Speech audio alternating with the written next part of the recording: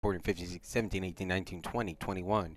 1, 2, 3, 4, 5, 6, 7, 8, 9, 10. 1, 2, 3, 4, 5, 6, 7, 8, 9, 10.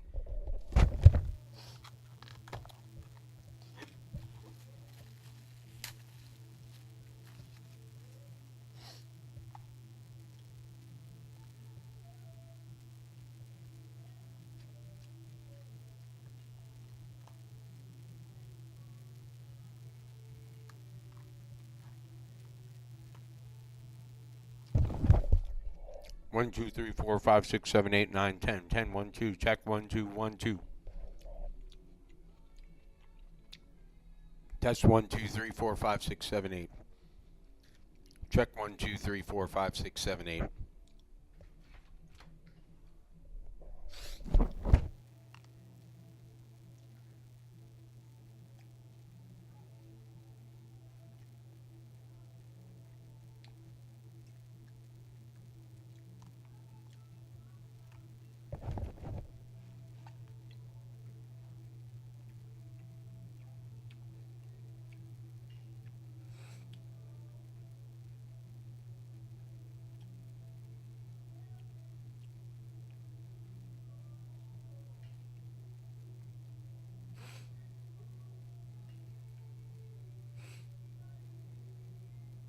1, 2, 3, 4, 5, 6, 7, 8.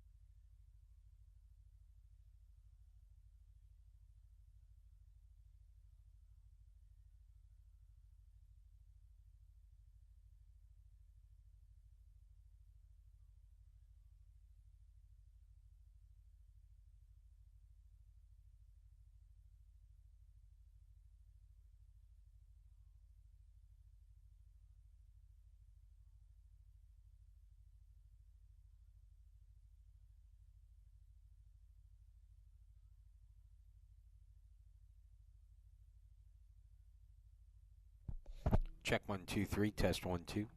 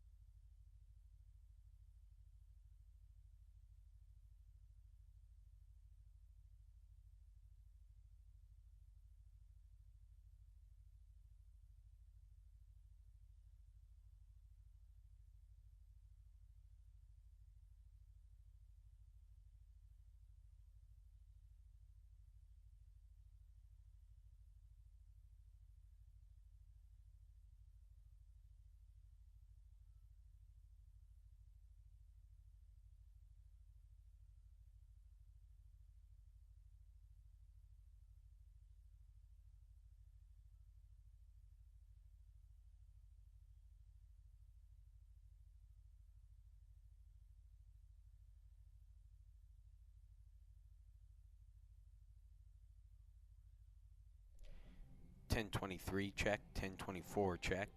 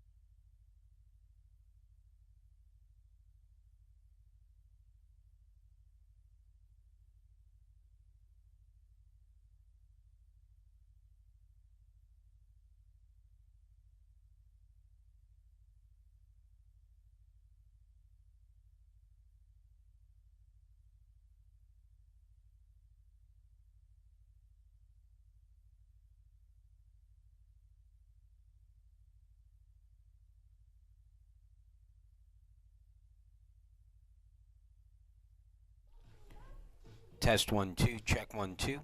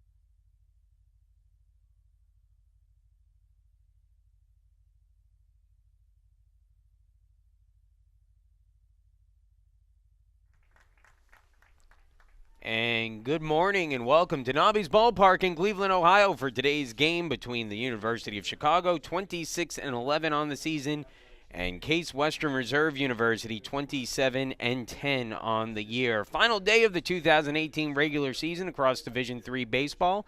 The selections will be announced overnight tonight for the 2018 NCAA tournament, and Case Western Reserve with some work to do to try to improve their resume. 27-10 on the year, could really use the 2 wins here today to help strengthen their resume for either a Pool B bid to the tournament or an at-large Pool C bid, and we will find out overnight about that. In the meantime, plenty of baseball to be played here today as Case Western Reserve will face the University of Chicago following their 11-7 win over the Maroons yesterday. Let's go ahead and get you the starting lineup for the two teams, beginning with the batting order for the University of Chicago. Same lineup as yesterday for them, pretty much. It'll be Connor Hickey, the center fielder, leading things off. Max Larson, the right fielder, hits second. Ian Bone, the catcher, will bat third. And then Josh Parks playing left field and hitting fourth. Brady Sarkin, the first baseman in the 5 spot. Peyton Jancy will be the designated hitter and bats sixth. James Kelly playing second base and batting seventh. Drew Ventrelli, the third baseman, hitting eighth. And Brian Lyle, the shortstop, in the 9 spot. Sophomore Jacob Peterson, a right-hander, on the mound for Chicago today. We'll tell you more about him when he takes the hill in the bottom of the inning. Meanwhile, defensively for Case Western Reserve University, first baseman is Benjamin Stawicki, second baseman Rocco Ma. The shortstop is Jacob Lawton, and third base is Jacob Kusha. In the outfield, Alex Capetillo, and left center fielder is Samuel Neal. Right fielder is Noah Murley. Doing the catching is Tyler Wipazinski, and on the mound will be Ben Murphy, the senior out of Jeromesville, Ohio.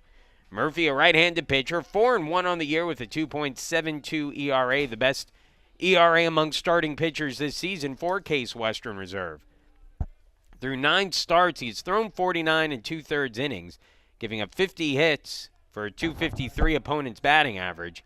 He's allowed 18 runs, 15 of those earned, walking 12 and striking out 31, and will take on a talented University of Chicago lineup today, beginning with Connor Hickey, the center fielder, batting at .371 on the year. First pitch, a fastball. Misses. Nope, called a strike, a late strike call that we'll have to get adjusted to for the home plate umpire today, Tim Finn. It's Jason Smith out in the field. The 0-1. Misses outside, and it's 1-1. Hickey with 1 home run, 23 runs batted in. He scored 46 runs this year. Chicago team that came into the series hitting or averaging over 8 runs a game. They were held to 7 yesterday, most of those coming in the last 2 innings. Line fouling out of play, and it's 1-2 now on Hickey. The Spartans led by as many as 8 runs. They led 9-1 at one point in the game. A 6-run second inning yesterday for Case Western Reserve. Really put the game out of reach early. In the dirt, count evens 2-2.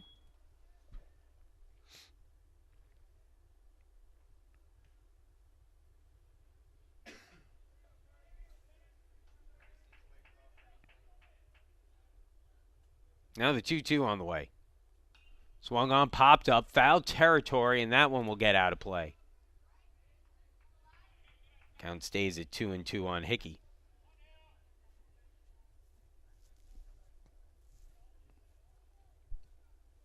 Saying yesterday, Case Western Reserve led 9-1 at one point.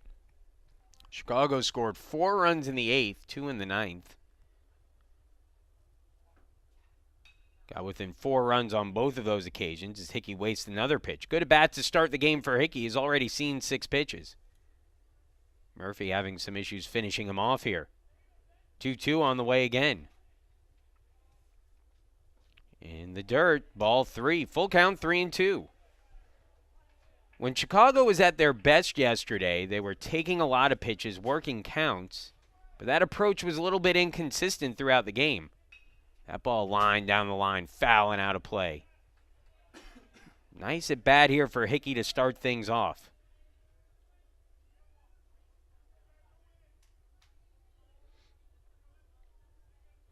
Three-two offering again from Murphy.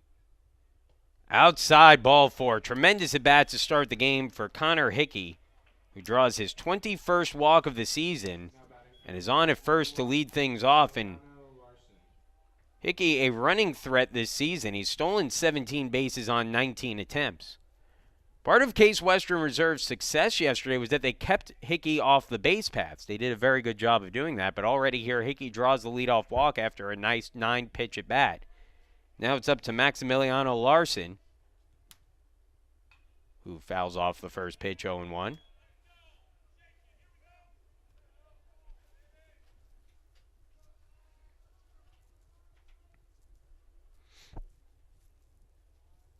And after all those foul balls, home plate umpire Tim Finn asking for a few fresh ones.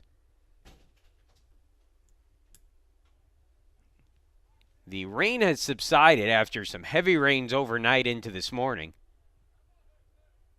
We're able to start on time here today as the 0-1. Down and in for a ball, 1-1. Some thunderstorms blew through the area overnight. That's after the rain we saw earlier in the day on Saturday.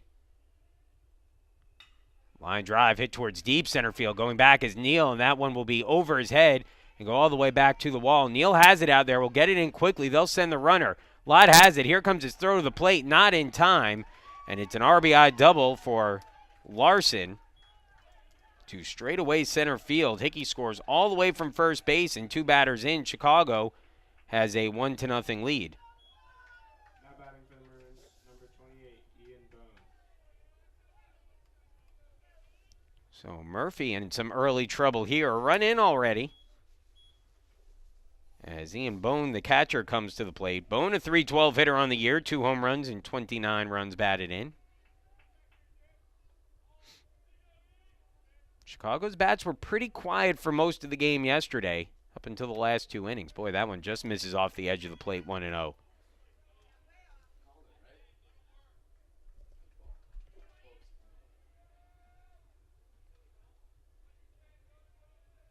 Now the 1-0 on the way.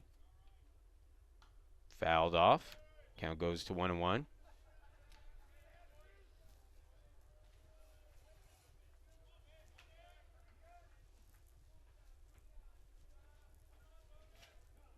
Runner at second, nobody out. A walk and a double brought a run in already for Chicago. 1-1 on the way to Bone. Swung on line drive. That one hit towards the gap in left center field, but over to get it is Neal, and he'll make the catch for the first out of the game. So Bone retired. Tried to shoot one into the gap there in left center, but a good job by Neal, who does a great job covering ground in center field to get to that one. So 1 out now, runner at second base, and the batter will be Josh Parks, a .331 hitter on the year. 5 home runs, 34 runs batted in this season for Parks.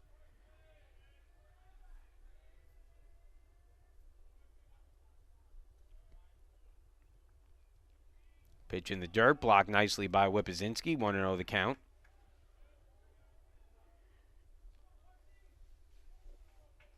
Happy Mother's Day out there to everyone listening. Hope you're enjoying your Sunday. That one popped up down the line and left, and will land in foul territory as the count evens 1-1.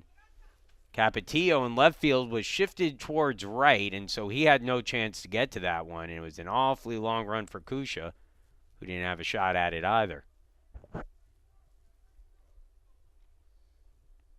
So it's a 1-1 count. Already 17 pitches this inning for Murphy.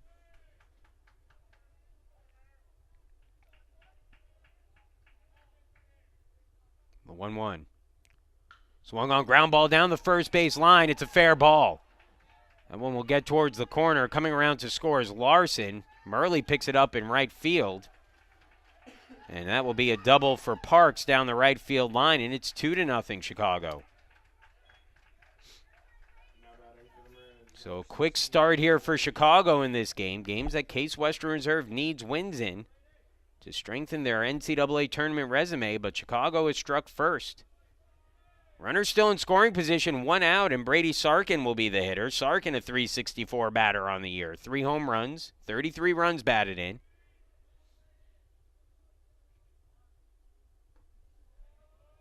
Down low for a ball, 1-0.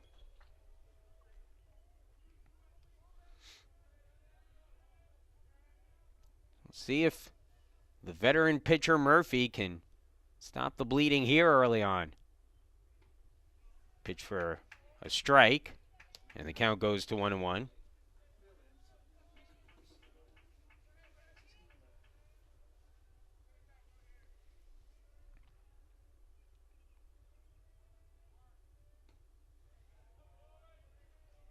Two and one.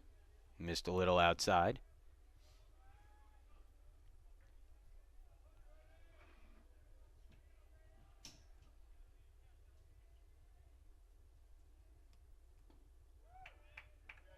Called strike, and it's 2-2.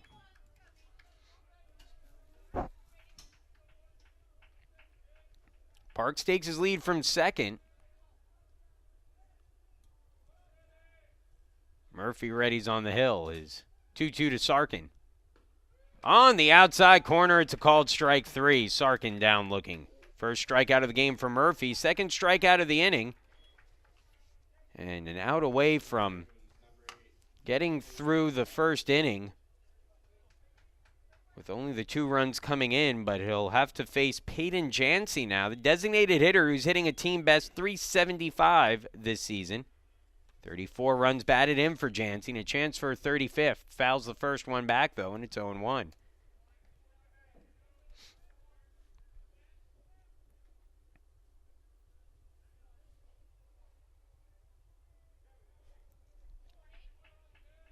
In the final day of the regular season across Division III today.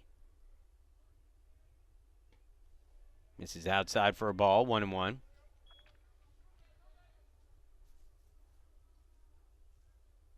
25 pitches deep now into the inning is Murphy.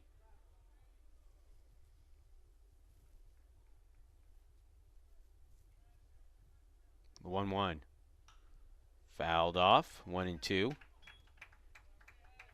The Spartans have a well-rested Corey Brown in the bullpen today, available if necessary. He has been the long man when needed out of the bullpen for Case Western Reserve this season. With Murphy's pitch count climbing, we'll see if it becomes an issue. But there, a nice pitch on the inside corner to Jancy, and that's taken for a called strike 3. So a walk and 2 doubles in the inning bring across 2 runs for Chicago. Murphy helps stop the damage with back-to-back strikeouts to end the first. And we'll move into the bottom of the inning as Case Western Reserve tries to answer back, trailing 2-0 after half a frame here in Cleveland. Let's go ahead and get you the batting order for Case Western Reserve and a familiar few at the top of the order. Samuel Neal, the center fielder, will be leading things off. He'll be followed by Rocco Ma, the second baseman. Alex Capetillo, the left fielder, hits third, and then Benjamin Stawicki, the first baseman, in the cleanup spot. The designated hitter will be batting fifth. It's listed as Mark Gross on the lineup card, but that will change. Gross will not be the DH. I'd imagine Jake Ryan today will be in that role, but we will see when the position comes up. Tyler Wipazinski is catching. He'll bat sixth, followed by Noah Murley, the right fielder, hitting seventh. Jacob Kusha playing third base and batting eighth, and then Jacob Lott, the shortstop, will bat ninth. For the University of Chicago defensively, at first base, Brady Sarkin. Second baseman is James Kelly. The shortstop is Brian Lyle, and the third baseman is Drew Ventrelli. In the outfield, the left fielder, Josh Parks. Center field, Connor Hickey. Right fielder is Maximiliano Larson. Doing the catching is Ian Bone, and on the mound is Jacob Peterson. Peterson is a sophomore. He wears number 41, a tall right-handed pitcher, 6'5", 210 pounds, out of Aurora, Illinois. On the season, Peterson, a pretty solid record. He is 8-2 with a 3.60 ERA. He's making his 10th start of the year, his 11th appearance overall. That includes one complete game. Over that stretch, he has 45 innings pitched, 41 hits allowed, 20 runs, 18 of those earned. He's walked 18, struck out 39, and opponents hitting .241 against him this year. So Peterson will get the start here today, trying to even the series at a game apiece, and has a 2-run lead to work with.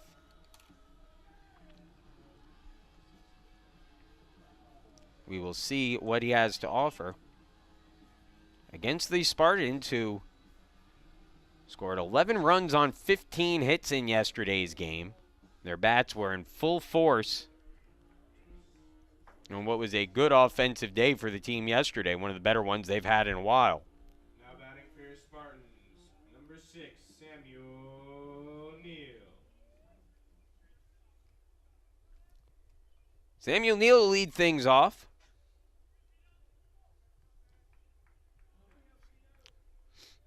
Neal batting at .269 on the season. Takes the first pitch up high for a ball, and it's 1-0. Well, it's 1-0, or 2-0, excuse me. Chicago leading early here. As Neal grounds one towards the first base side. Diving stop, see if Neal can beat it out to first. And the tag is, or the stepping on the bag is the pitcher for the out. Good job by Peterson to get over there and cover. Scored a 4-1 put out at first base. And there's one gone. 29, Rocco Mall.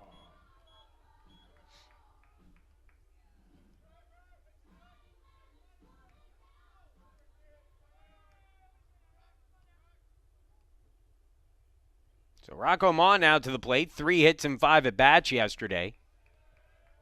Takes that one up high for a ball. And it's 1-0.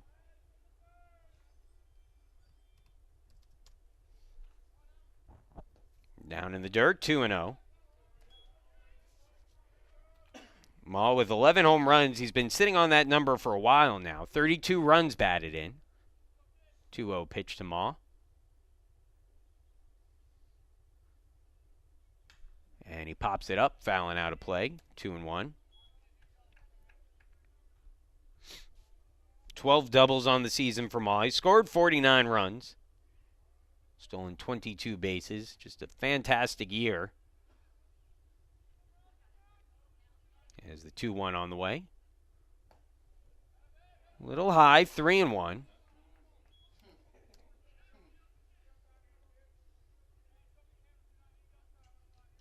Now the 3-1 pitch. And that one taken for a strike. And it's full count, 3-2. Ma will settle back in. Peterson sets on the mound. And Ma rockets that one deep towards left field, but coming over and making the catch on the run. And left field is Josh Parks for the out. Good contact there for Ma, but nothing to show for. Parks able to get over and cover the gap. And now Alex Capetillo, with 2 gone in the inning, comes up to bat. Capetillo, a .479 hitter on the season. 3 home runs and 23 runs batted in. Takes that pitch for a strike, and it's 0-1.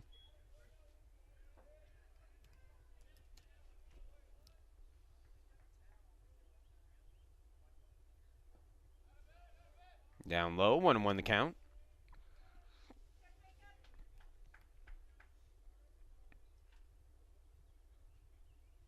Ground ball hit up towards the middle. Diving stop by the shortstop. Throw on to first, and it won't be in time. An infield hit for Alex Capetillo.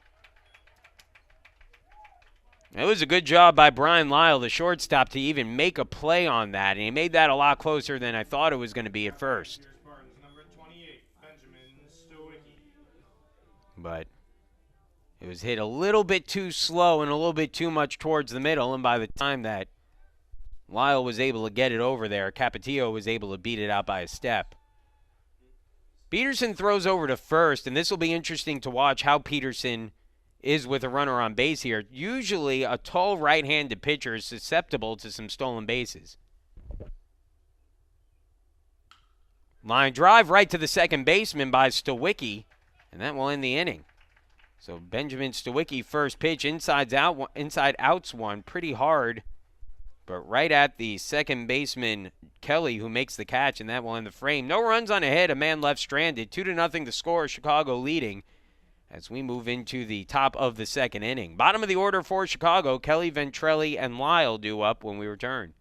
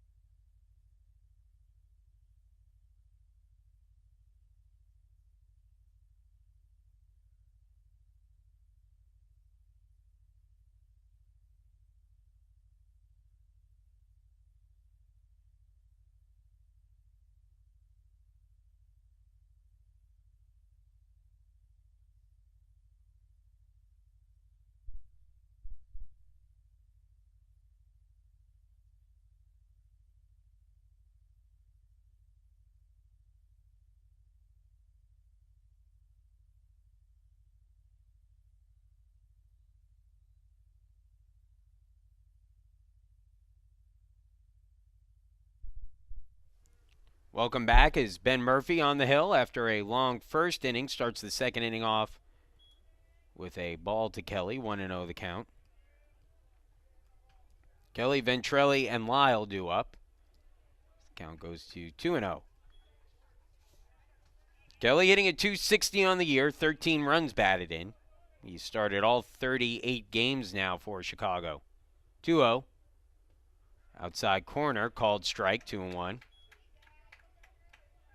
Murphy up to 30 pitches already. He can use a quick inning here in the second, try to get back on track with his pitch count. 2-1. Foul back, 2-2.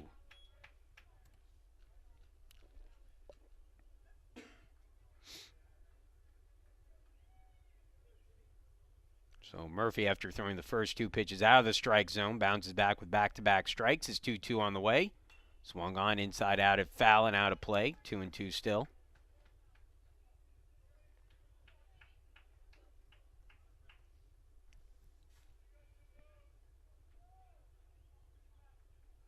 Now the 2-2.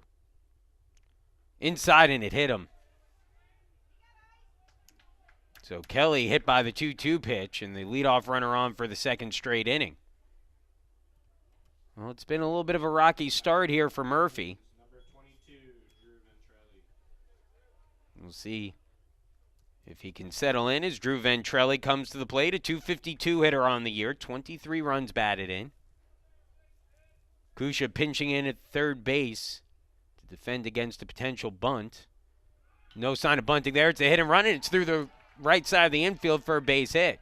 Going to third on the play is Kelly. And a well-executed hit and run there by Chicago. And it's put runners on the corners now with nobody out in the inning. So Chicago coming out firing here early on in this one. It's already their third hit of the game. And now runners are in the corners with nobody out. And the batter will be the shortstop, Brian Lyle.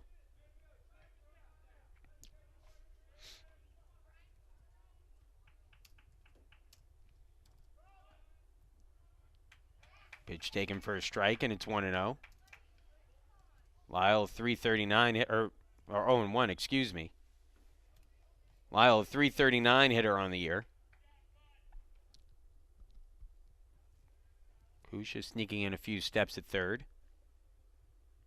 Swung on, fouled off, 0-2.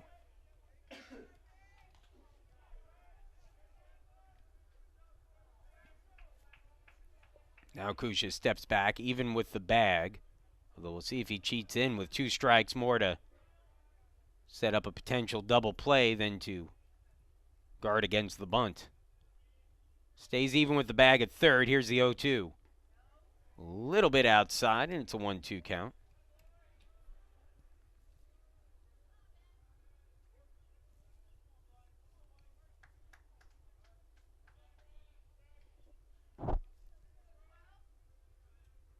Here's the 1-2. Murphy delivers. Swung on, ground ball hit towards second. Ma has it. Only play is at first. It'll drive in a run. Ventrelli goes to second. An RBI ground out for Lyle as Kelly comes in to score, and Chicago leads 3-0. That one was hit a little bit too slowly to turn 2 on. And Ma wisely, after considering throwing to second, I think made the smart move, got the shore out at first, especially this early in the game. And while the run comes in to score and a runner moves into scoring position, the first out of the inning is recorded. And now Connor Hickey will be the batter, who got things started for Chicago in the game with a 9-pitch walk. Really good at bat to start off the game. And of course, swings at the first pitch there, pops it up into shallow left. Capetillo there, and makes the catch for the out. There's 2 gone in the frame. Well, here's where Chicago needs to be careful and continue to work good at bats against Murphy. You can't let him get into a groove. As Maximiliano Larson stands in, he doubled his last time up. But one of the things Chicago's done a very good job of early on in this game has been working Ben Murphy's pitch count high. He's already up to his 40th pitch of the game coming up here. And it misses down and in the dirt to Wipazinski. Going to third on the wild pitch is Ventrelli.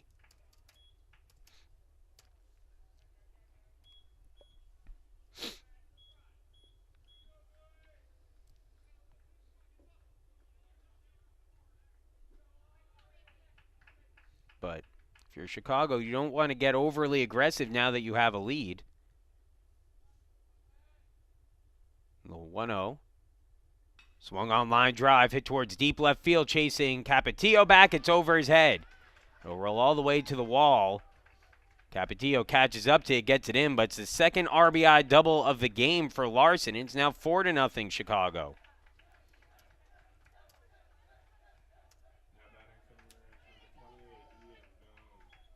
Well, Chicago's come out swinging early on here. 4 hits, 3 doubles among those 4 hits, and 4 runs have come across. And Murphy is going to have to try to figure something out quickly here.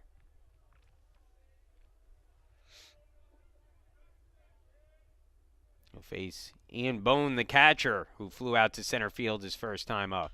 Swings and grounds that one over towards short. Lott has it. Throw goes to first, and that'll be in time for the out. However, 2 more runs for Chicago on 2 hits, including an RBI ground out for Lyle and an RBI double for Larson. And we'll move into the bottom of the second. 4-0, Case Western Reserve trailing in this one. It'll be the designated hitter spot, followed by Tyler Whippazinski and Noah Murley due up when we return.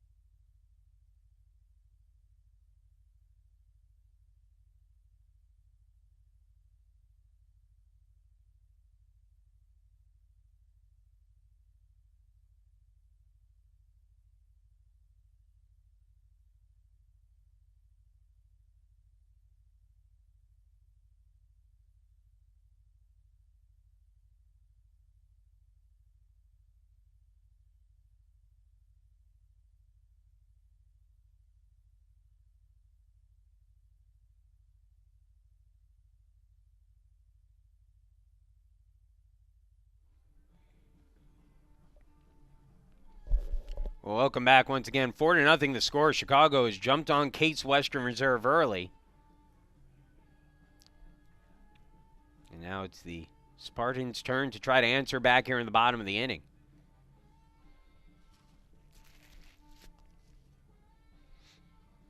Interesting is, I don't know if I've really seen this before, but the umpire in the field, Jason Smith, came over and had a word with Jacob Peterson in between innings as Peterson was warming up, and I don't know what he was telling him. Now Tim Finn and Jason Smith will discuss something.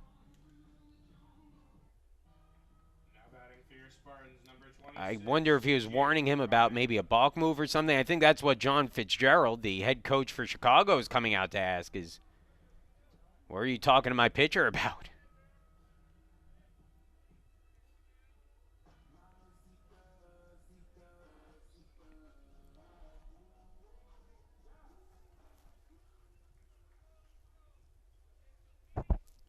We will have what will officially go down the books as a pinch hitter here for now, although the intent was always for him to hit in this spot. Jake Ryan to the plate. Ryan hitting is the DH today. He's been on fire the last couple games. Takes that one down low for a ball, 1-0. Hitting at .372 on the season now. 2 doubles, a triple, 2 home runs, 15 runs batted in this season for Ryan as he fouls that one back. 1-1 the count. Ryan, the freshman, backup catcher for Case Western Reserve, but someone that the team views with a lot of potential to play it out of Chatham, Illinois.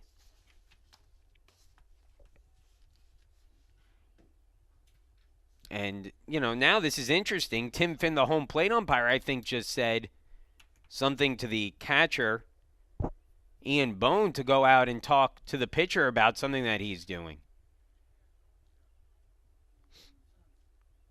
Well, it'll be interesting to watch here because clearly the umpires have noticed something that Peterson is doing that they're trying to,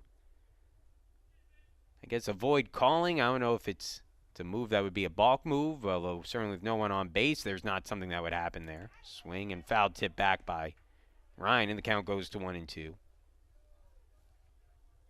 I don't know if they're saying that he's not doesn't have his foot on the mound. That would be the thing I would think of.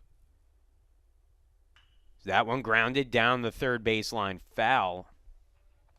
We'll try to get clarification in between games. I think what they're saying is that if you notice the way Peterson starts pitching from the stretch here, that maybe he's not keeping that back foot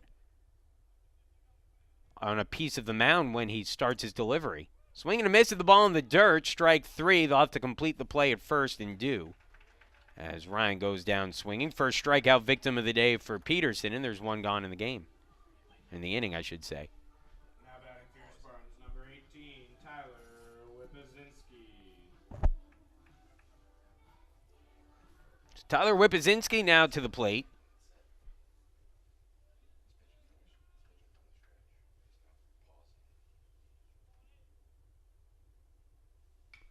Whip fouls back the first 1-0-1. Tyler's starting to come alive with the bat again. Had a nice day yesterday.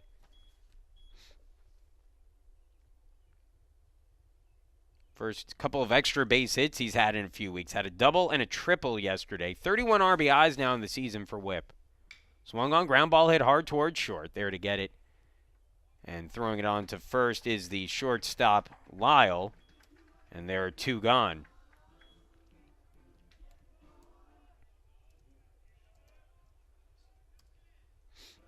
Now batting for your Spartans. So with two outs now, Noah Murley the batter. Murley hitting a .229 on the season. He's been in a little bit of a slump. Trying to break out of it here as team moves closer to the end of the season. Checks his swing, holds up, but takes it for a strike. It's 0-1. Good start here for Peterson.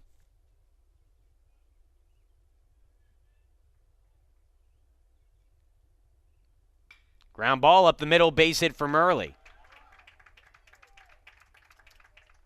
Okay, so a single up the middle for Murley, and now I think we start to see some of the mechanics of the discussion between the umpires and the starting pitcher, Peterson, come into effect here a little bit more so.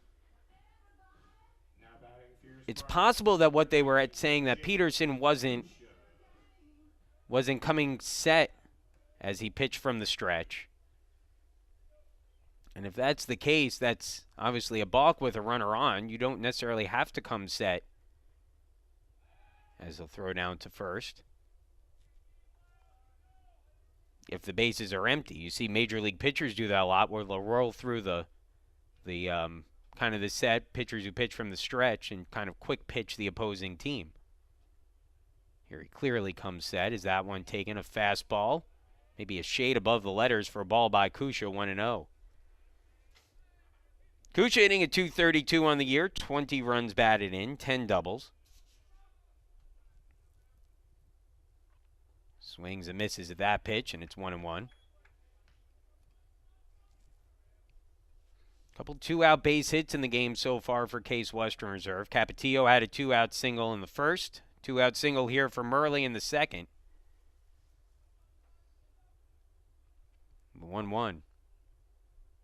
Swung on, foul back, 1-2. Sun's starting to dissipate some of the cloud cover overhead. It gets a little bit brighter here at Nobby's Ballpark. There's some rainy weather earlier in the day. Field looks to be in pretty good shape, though, considering all. 1-2 on the way, Peterson. Takes his time, and finally, Kusha calls a timeout at the plate.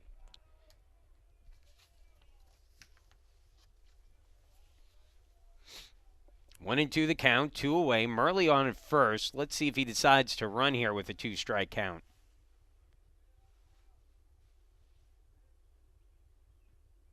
Murley not going. Kusha takes it up and in, 2-2. It's a good running situation. Murley has stolen just 2 bases on 4 attempts this year, but kind of a low-risk, high-reward scenario. If you can get second base here, you can score on a single, where if you make an out or get caught stealing, you just give Kusha a fresh chance. Murley, though, caught up on that one. He's picked off. 2-3-6-1. The tag is finally applied by the pitcher, Peterson. And that will end the inning.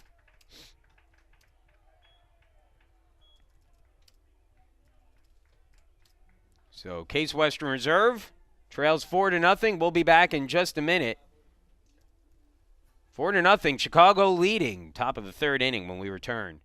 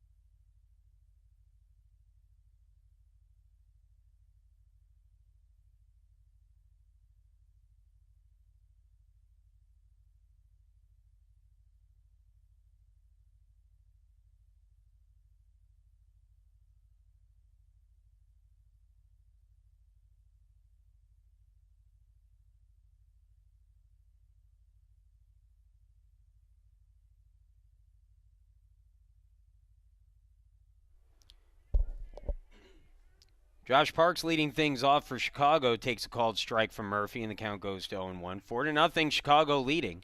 Parks doubled in a run his first time up. Was left stranded at second base. Swings through that pitch, and the count goes to 0-2. Well, Murphy has got to find a way to settle in here. Keep this at a 4-run game. Try to let the Case Western Reserve bats go to work. It's a good hitting Case Western Reserve team. Certainly a 4-run deficit, not impossible to overcome by any means, especially this early in the game, but you need to get good pitching from here on out. The 0-2, that's a good start. Strike three. Swinging and missing is Parks for the first out of the inning. Third strikeout of the game for Murphy. And it takes him 3 pitches to start off the third. Brady Sarkin was one of the 3 strikeout victims for Murphy so far today. He went down looking back in the first inning. First pitch to Sarkin. Swings and fouls it off, 0-1.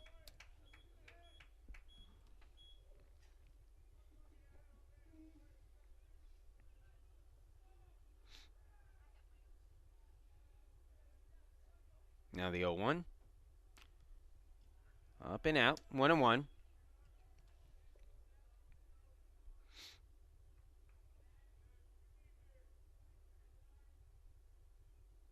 Line drive, that one twisting towards right center. Coming over is Murley, and he makes a diving catch. Noah Murley in right center field takes away a hit from Brady Sarkin, and there are 2 gone in the frame. Terrific catch for Noah Murley. He had to track that one well, and it was kind of into no man's land, a situation where either Neal or Murley had to make a decision on that. And it looked like Murley had him called off and did a great job tracking that one down. So now Jancy takes a called strike. Jancy struck out looking his first time up. Murphy a chance for a quick inning here on the mound, the 0-1. Swung on, lifted in the air, shallow center. Going back is Mob, but unable to get to it, and it'll drop in for a base hit. So Jancy reaches with a 2-out single.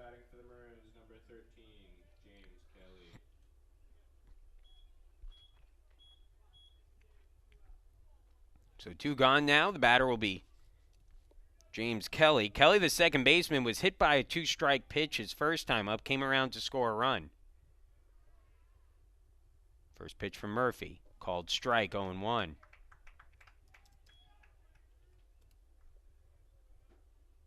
I'm just assuming on a few of these that they're strikes. The call comes so late from the home plate umpire, Tim Finn. Called strike, 0-2. I think Finn is making the call quicker verbally at the plate, but his actual signal is very, very slow.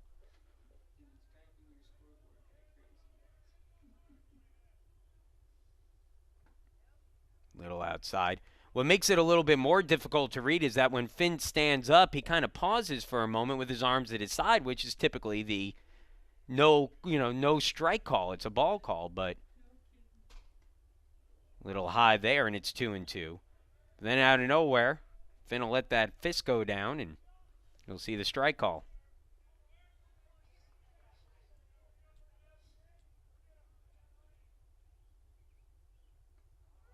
Called strike 3. And that will end the inning. Second strikeout of the inning, fourth of the game for Murphy. Chicago leaves a runner stranded on first, their first scoreless inning of the game early on. And we'll move into the third. 9-1-2 for Case Western Reserve. Pardon me, it's actually 8-9-1. Kusha, Lott, and Neal due up. When we return, the score, Case Western Reserve 0, Chicago 4.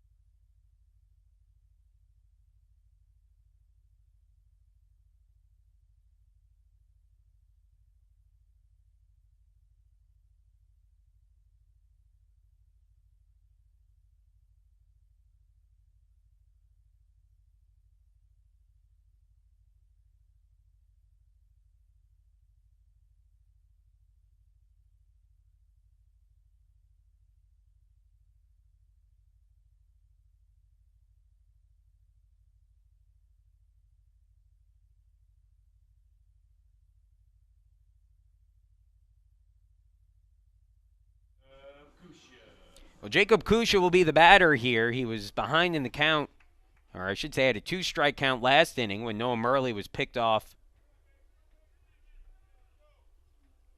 at first base. Kusha swinging at the first pitch, fouls it off his foot, and the count goes to 0-1. Kusha, Lott, and Neal, 8-9-1. Just talking last inning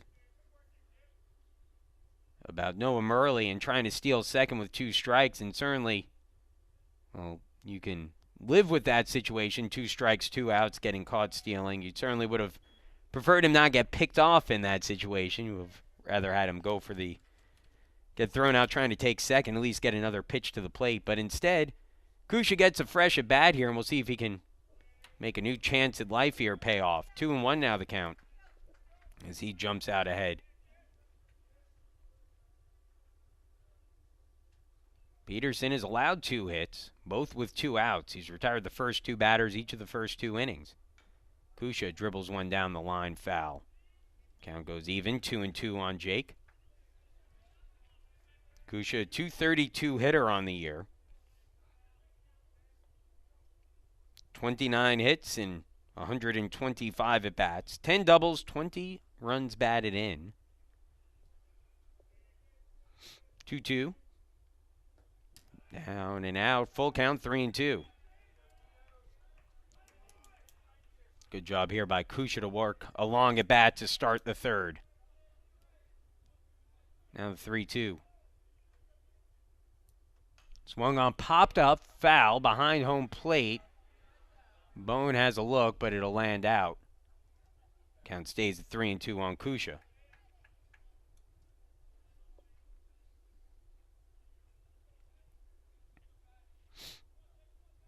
You have to love when your first batter of the inning can work a nice long at bat against a pitcher. Kind of sets the tone for the inning sometimes, especially if you can get a productive play out of it, whether it's a hit or a walk. 3-2.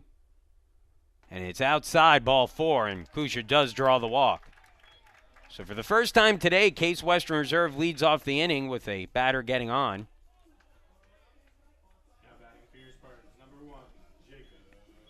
And now Jacob Lott will be the batter. Lott, the shortstop, hitting a .279 on the season. Nice day yesterday. Had 2 hits, 2 RBIs. Chicago moves into double play depth, maybe with the third baseman Ventrelli taking a few extra steps in to guard against the potential bunt. But Lott not bunting, smacks one into left field, and it's a base hit. So back-to-back hits to start the inning for Case Western Reserve. 2 on, nobody out, and back to the top of the order with Sam Neal coming up. Number 6, Samuel Neal. Well, I agree with the no bunt there by Lott. I wonder here if we see Neal try to lay one down. To put a little bit of pressure on the third baseman Ventrelli, who we've seen not field great so far in this series. But B, to at the very least move those runners over. I think this is a good bunt situation here if you're Neal, the left-handed hitter at the plate. He is bunting, gets it down nicely. Out towards the mound, picked up by Peterson, no play. Well, that's about as well executed as you can. A perfect bunt for Neal, and that will load the bases. So the bases now loaded, and the tying run coming to the plate in the form of Rocco Ma. You know, that's one of those where that's a no-brainer bunt situation for Neal, and I don't know that there was anything that Chicago could have done there. I mean, you could have moved the third baseman in a few more steps, but again, I think that was just a no-brainer bunt situation. And I'm not sure that they could have defended that any better than they did. It was just a perfect bunt by Neal. And so now they're loaded for Ma, who could tie this game with one swing. First pitch. And he takes the breaking ball for a called strike, 0-1. Well, this is what we've seen Rocco been getting the entire second half of the season. Pitchers have been starting off with curveballs, change-ups. They are not throwing them fastballs early in the count. There he gets a fastball, rocket through the left side of the infield. That's a base hit. One run in to score as Kusha comes across. Here comes Lott. Throw goes into second. It's a 2 RBI single for Rocco Ma. And Case Western Reserve back in this one, 4-2 the score. Neal goes to third on the play. And so runners on the corners now, nobody out with a good base runner at first base in Rocco Ma. Alex Capetillo, a red-hot hitter at the plate, 1 for 1 on the day. And now let's see how active Case Western Reserve gets on the base paths. This season, Ma has stolen 22 bases on 23 attempts. And I wonder if something is wrong here with Peterson as the catcher. Bone signaled something to the dugout. Yeah, they might be moving some guys. Yeah, they're going to send someone out to the pen here. But typically that signal doesn't come from the catcher. And again, I wonder if when Bone came out, spoke with the pitcher, Peterson, if Peterson said, I'm just not feeling right now. Because that bullpen got working quickly, especially for a pitcher who looked fairly good through the first few innings. Now it's Capetillo's turn at the plate, and that misses inside, 1-0.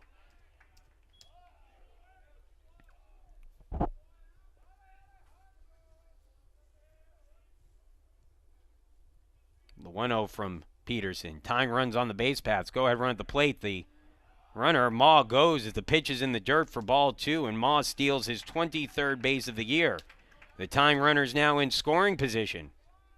A base hit here with Ma's speed should even the score. Still nobody out in the inning.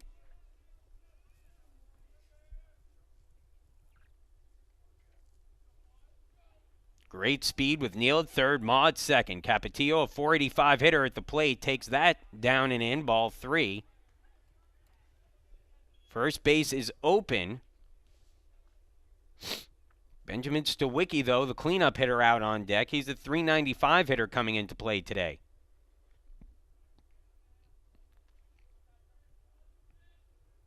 (3-0). Ball 4, missed a little outside. And that will load them up again, this time for Stawicki. And now let's see if Peterson gets another batter here. Again, I'm not sure. It certainly appeared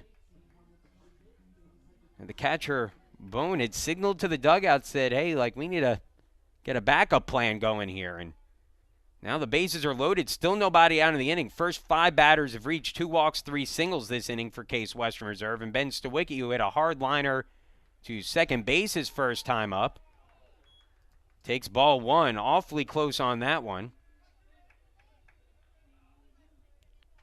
And the home plate umpire, Tim Finn, emphatically putting up that ball sign there. I think the catcher, Bone, wanted that one. The 1-0. Misses inside. Oh, nope, called strike. Caught the inside corner, 1-1.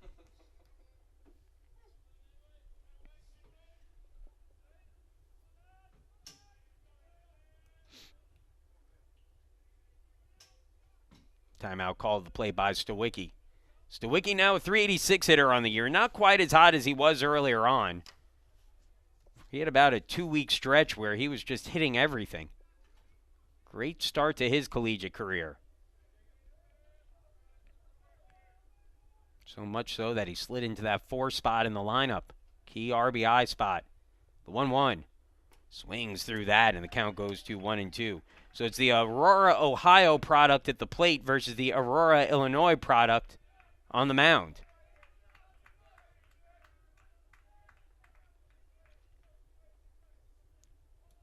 The Illinois version ahead in the count 1-2, but skips that one in the dirt, and the count evens 2-2.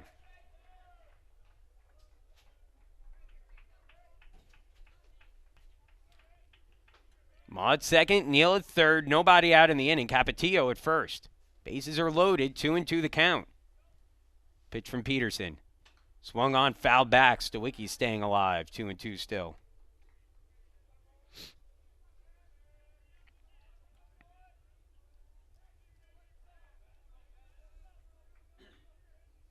Another 2-2 offering from Peterson coming up. Here's the pitch. Swing and a miss, strike 3. Stawicki down swinging. Second strikeout of the game for Peterson, his first out of the inning. Now Jake Ryan to the plate. Now if you're Peterson here, a little bit of a light at the end of the tunnel can be seen from where you're standing. With that first down in the inning, a ground ball here could get you out of some big trouble. The tying runs on in scoring position. Go-ahead run is at first, and Ryan at the plate 0 for 1 with a strikeout swinging. First pitch to Ryan. Outside corner for a strike, 0-1.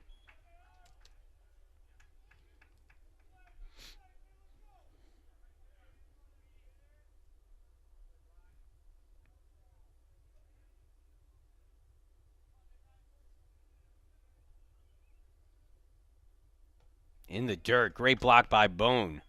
Prevented a runner from coming in. 1-1 the count.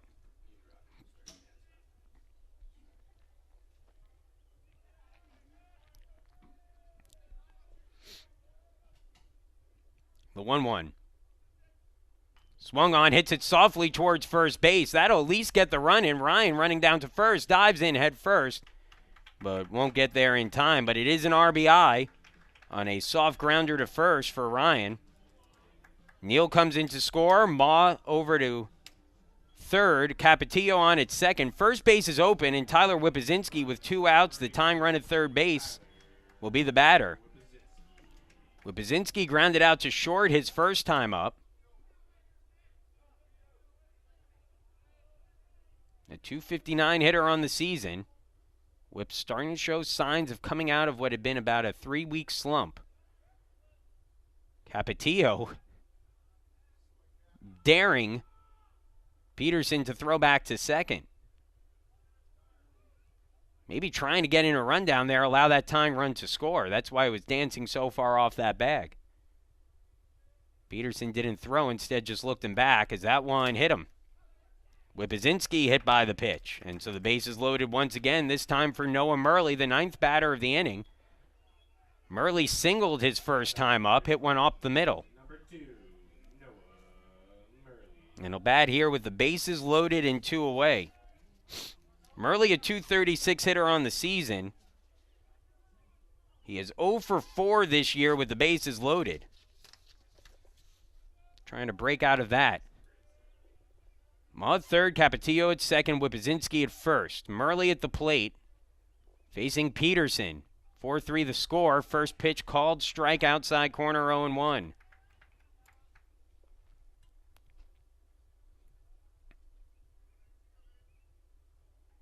Big at bat here for Murley. Case Western Reserve has got him back within a run. The 0-1. Line back foul, 0-2. Murley fouled that one off one of the support beams that holds up the netting behind home plate. Sounded like one of those carnival games where you swing the hammer and it shoots the thing up and hits the bell. The 0-2 to Murley. Swings, hits that one in the air, tailing towards the line and right. Will it hang up there long enough to make the catch? It does. Maximiliano Larson in foul territory dives and makes a fantastic grab, and that ends the inning. Case Western Reserve, though, gets back in the game with 3 runs in the bottom of the third. They send 9 batters to the plate. 4th inning coming up, and it's a 1-run game now. Chicago still with a 4-3 lead. 8-9-1 for Chicago. Ventrelli, Lyle, and Hickey due up when we return.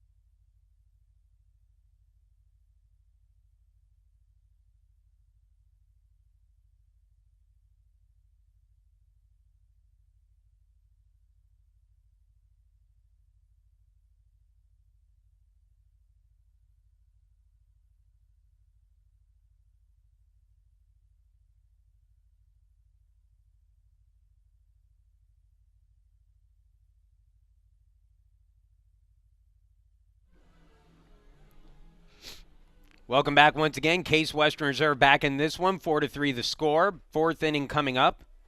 Big game for the Spartans, who are looking to strengthen their resume for the NCAA tournament. Once again, a happy Mother's Day to everyone out there.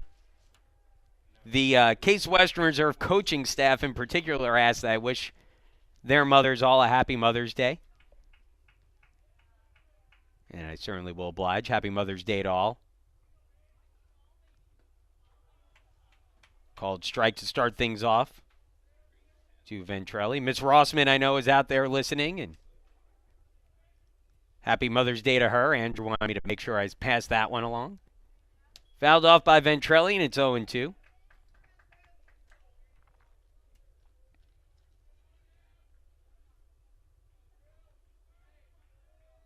The 0-2 on the way.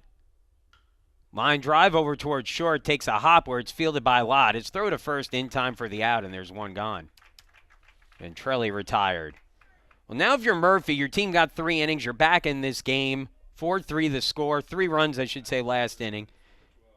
This is the kind of inning where you, especially as a starting pitcher facing the 8-9-1 hitters, just want to put your foot down, say, okay, let's get 3 quick outs. Let's get back in the dugout, and let's start hitting again. See if Murphy can do that here. Pitch on the inside corner for a strike to start things off against Lyle, the shortstop. Lyle had an RBI ground out his last time up.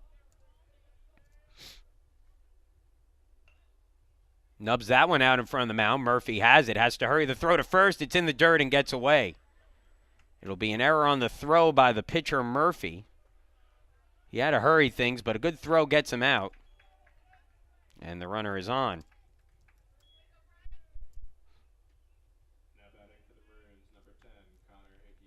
I think Murphy made the right decision calling off Whippazinski there. Whip would have had to kind of circle around the ball in order to turn around and throw it there, and that might have cost him a chance at a play at first. But Murphy hurried his throw just a little bit, and there's now a runner on with 1 away. First pitch strike to Connor Hickey. Hickey 0 for 1, a fly out to left, and a walk in his 2 trips to the plate. Scored a run back in the first inning. Tough guy to double up, a speedy lefty. Fouls that one off, and it's 0-2.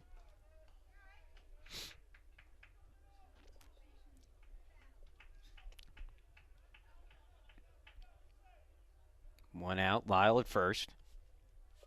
Lyle has stolen 6 bases on 7 attempts this year. That ball sent down the line and left, tailing foul and out of play. Count stays at 0-2 on Hickey.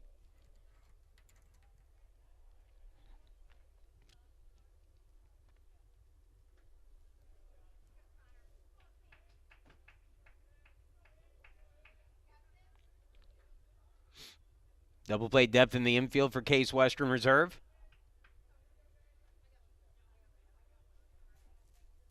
Pick off attempt at first.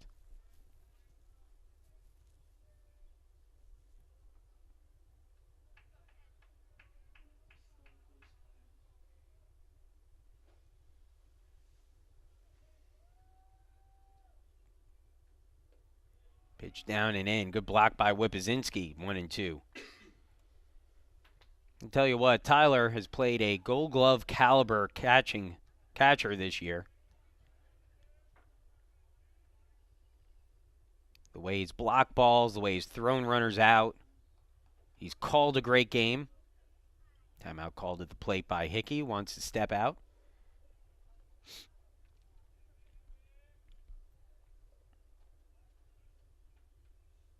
One, two. Line drive, and that's through for a base hit. So Hickey sending one the opposite way. His first hit of the series. Miles stops at second, 2 on now, 1 away for a dangerous hitter, Maximiliano Larson, who has doubled twice today against Murphy. Murphy now has to try to find a way to get him out here. An RBI double and a run scored in the first, followed that with an RBI double in the second.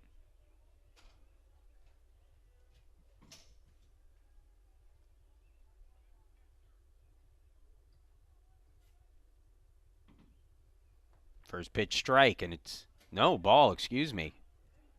Not sure where that one missed. It's 1-0.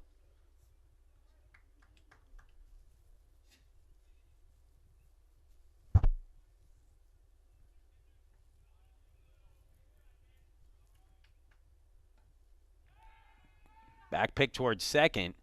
Good job by Lott to keep that in the infield. The count goes to 2-0. Lyle was able to dive back in there.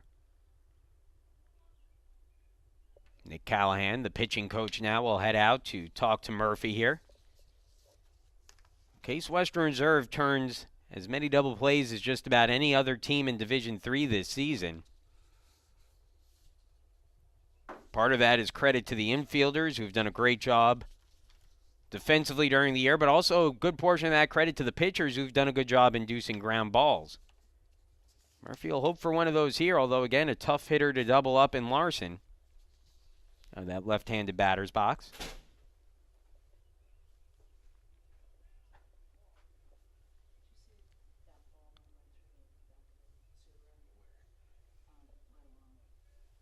Callahan still having the conversation. Now it breaks up.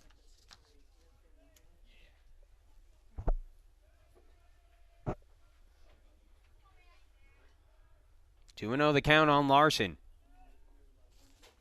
You can understand why Murphy's being careful here with Larson. That one misses up high, 3-0. However, a walk here would load the bases up. Some dangerous hitters to follow.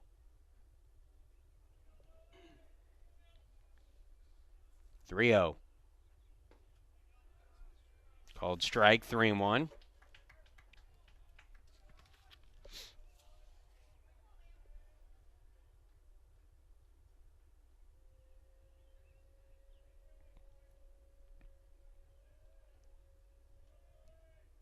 (3-1) pitch. Line drive down the line in left, and it's a fair ball. It will roll all the way into the corner before Capetillo can track it down. Lyle in to score, Hickey to follow. It's another double for Larson, his third of the game. 2 more RBIs. He has 4 now. And Chicago answering right back. Gets their 2 runs back, and they are back on top by 3. 6-3 the score.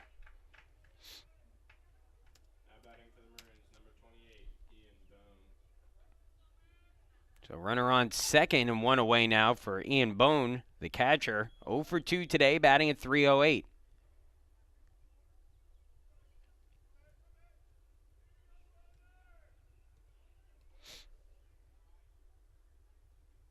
Called strike, and it's 0-1.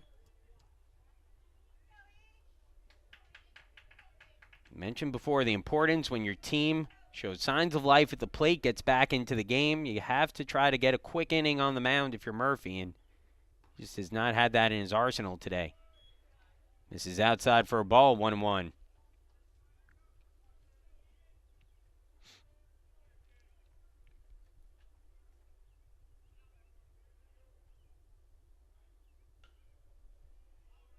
Fouled off, 1-2.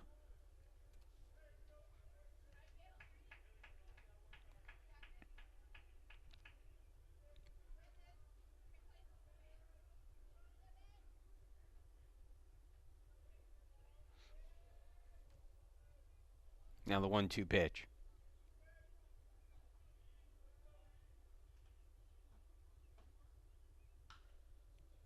Fouled off. Count stays at 1-2. 74 pitches now for Murphy. This will be his 75th of the game with 1 out in the 4th.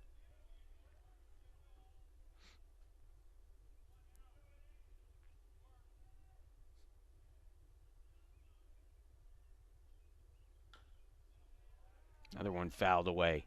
Bones staying alive.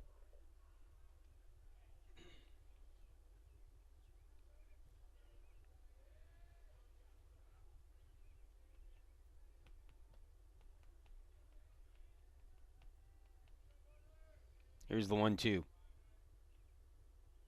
Ground ball towards third. Kusha has it. Does a good job looking the runner back. Throws to first in the dirt, but dug out by Stawicki.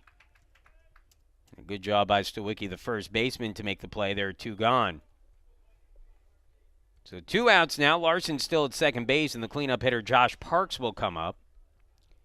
Parks, an RBI double in the first, struck out swinging on 3 pitches in the third.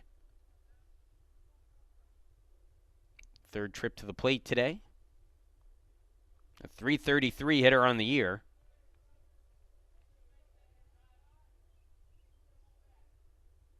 Swings and fouls back the first pitch, 0-1.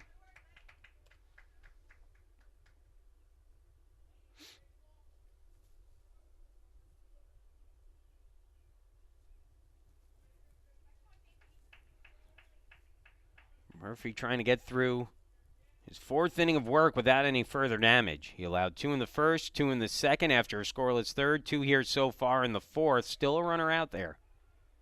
Inside for a ball, and it's a 1-1 count.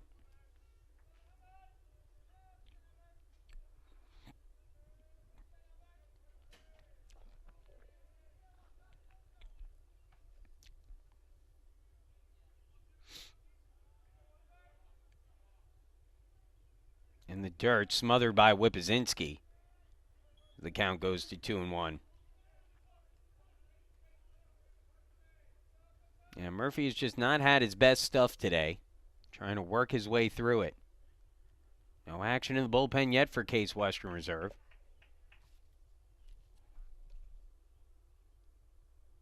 Chicago's bullpen has gone quiet. Ground ball hit towards second. Maul fields it on a couple of hops. Throws to first. Inning over.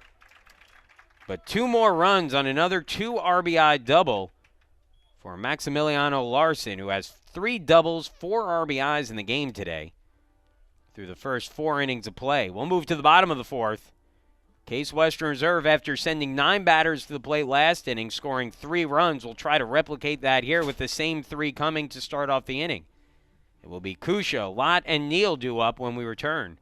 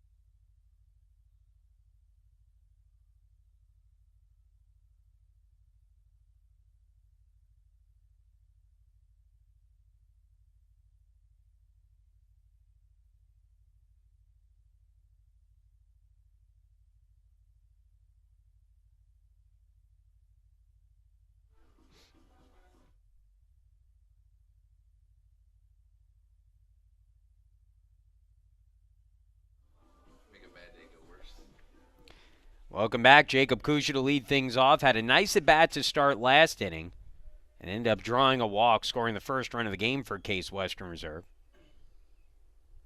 Swings the first pitch there. Chopper towards third. Ventrelli has it. His throw sails a little, but not a problem at first base for Sarkin. And we have 1 pitch and 1 out here in the 4th as Kusha is retired. Now batting Now Jacob Lott to the plate. Lott had another base hit his last time up. He's 1 for 1 today, a run scored. Couple hits yesterday for Lott, and his average all the way up to 285 now. We've seen Lott at times during the course of his freshman season get really streaky, and when he gets into one of those hot streaks, he is dangerous. Lott, not a big guy, but he has some pop at the plate. Fouls that one off. See if it stays in play. It will not. Count goes to 0-1.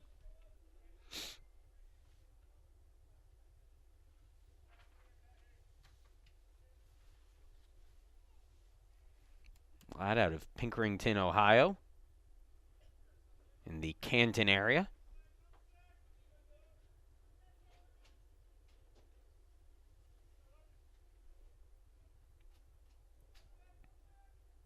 Here's the 0-1.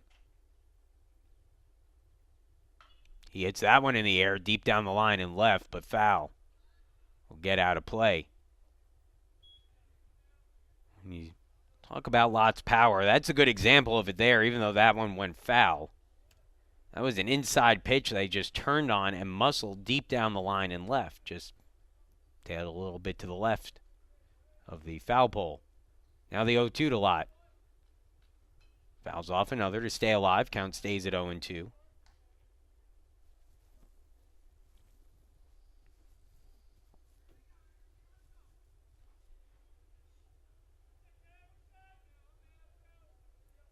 Another 0-2 offering from Peterson. Swing and a miss, strike 3. Lott down swinging. Third strikeout of the game for Peterson, who seems to have recovered after allowing the first 5 batters, I should say, of the third inning to reach. Has settled in nicely since. Back to the top of the order now, and Sam Neal, who had a bunt base hit his last time up, will stand in. 1 for 2 on the day, hitting a .272 on the season. Neal, as he takes that one for a called strike on the inside corner, 0-1. Neal bunted his way on. Perfect bunt down the third baseline his last time up. Came around to score on a ground out, but falls behind here, 0-2.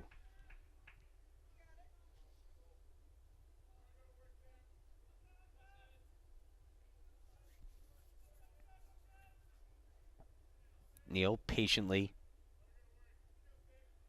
taking his time to get back in the batter's box. Now calls a timeout.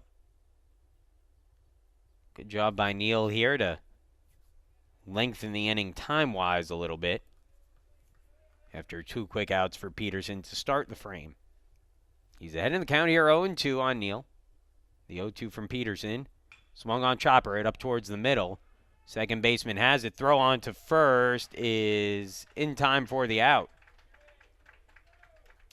That ends the inning. So Case Western Reserve goes down 1-2-3, and Chicago now will carry a 6-3 lead into the 5th. Sarkin, Jancy, Kelly due up when we return.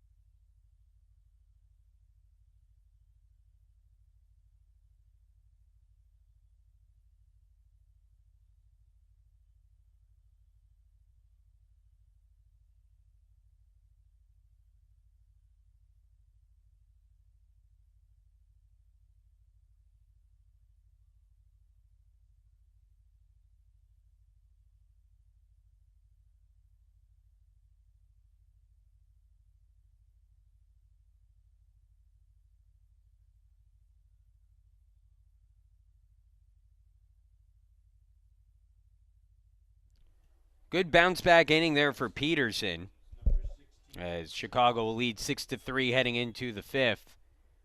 Peterson did not throw a ball in that inning. Got Kusha to ground out on the first pitch. Lott fouled off 3 pitches and then struck out swinging, and then Neal grounded out after taking 2 strikes to start the at-bat. So Peterson with a nice inning of works. It's Murphy who delivers a first pitch ball to Sarkin, and it's a 1-0 count on the Maroons' first baseman. 2-0. That one missed a little in. Sarkin, a right-handed hitter, batting at .358 on the year, 0 for 2 in the game today. Takes a called strike, and it's 2-1. Murphy up to 83 pitches, some stirring in the Case Western Reserve bullpen, and it will be Corey Brown who heads out. Called strike 2, 2-2. I would imagine, even with a quick inning here, next inning will belong to Brown. That one hit down to third, backhanded by Kusha. Long throw to first, but right on target for the out. There's one gone. Top of the 5th inning in Chicago with that 3-run lead. 6-3. Peyton Jancy 1 for 2 with the single his last time up. He also struck out looking, that back in the first.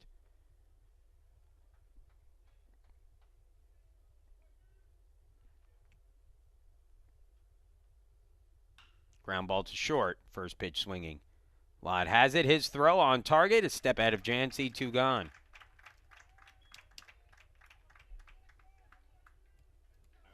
We'll see. Maybe Murphy can get the quick inning here. Keep his day going a little longer. He's retired 4 straight batters now. That's his longest stretch of the game. All 4 on groundouts.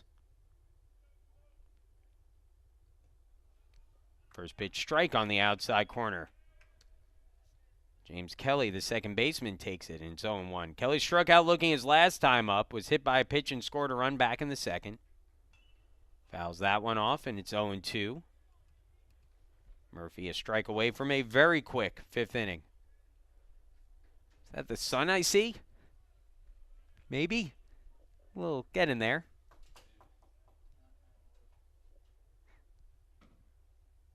Swing and a miss, strike 3. Nice inning from Murphy, who retires the side in order. 2 groundouts and a strikeout. Bottom of the 5th inning coming up. See if Case Western Reserve's bats can get going. Ma, Capetillo, Stawicki up. 2, 3, and 4 in the order when we come back.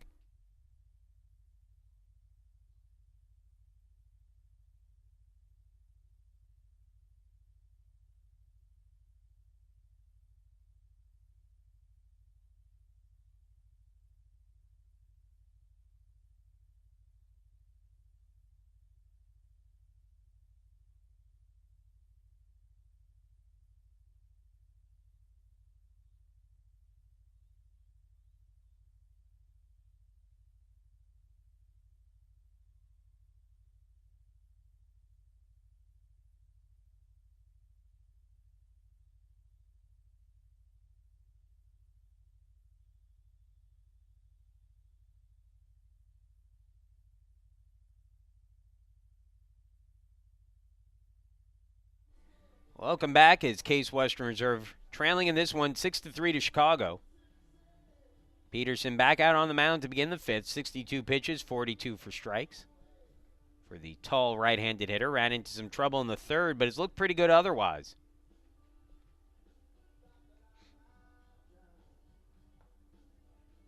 He sat down 4 straight heading into the 5th.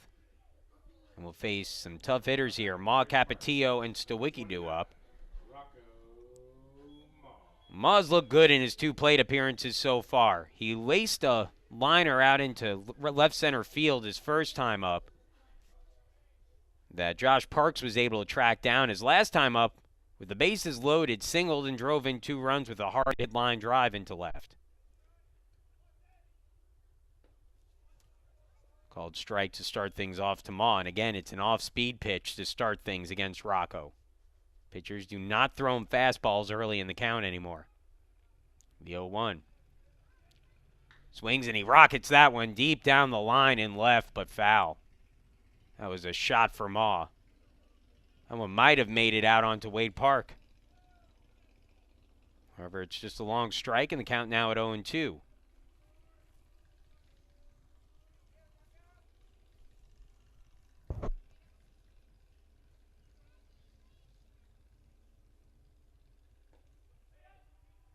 outside, 1-2.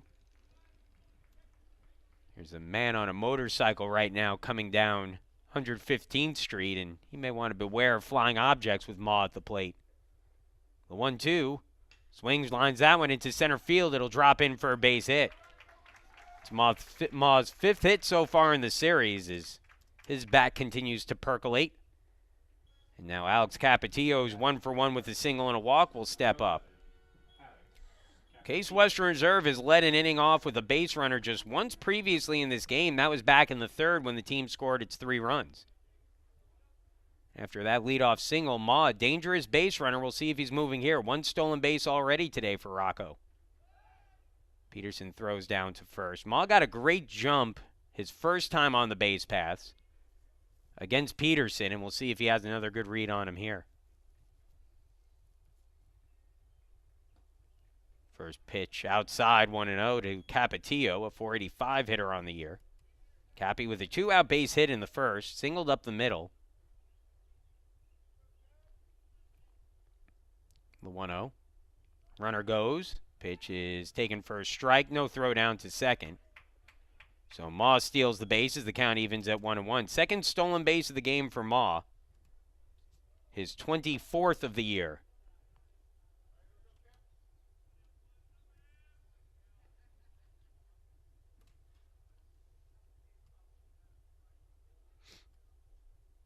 Capetillo swings, dribbles one down the third base side, foul, 1-2.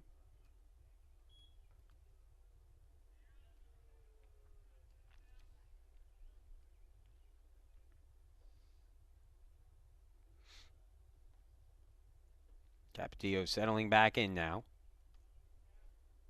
Peterson getting the signs from Bone behind the plate. Here's the 1-2 on the way. Outside, 2-2.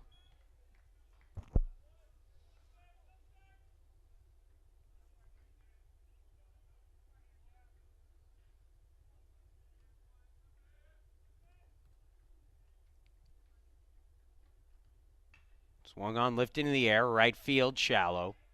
Larson there. He'll make the catch for the out. Ma tags. Here comes a throw to third, but it's cut off. So 1 out in the inning, but Ma now 90 feet away. And the batter will be Benjamin Stawicki, who has not looked good so far in the 2 games of this series. Struggled a little yesterday, and those struggles have carried into today. 0 for 2, his first time up, he had a hard liner towards second base. Struck out swinging his last time up, and John Fitzgerald, head coach for Chicago, will come up here. And let's see if that's it for Peterson. There is action in the bullpen for Chicago. The pitcher is out there. I haven't seen his number yet, but he's staring in, waiting to see if he gets the call. I would think that means he's ready. I believe that's number 24 out there.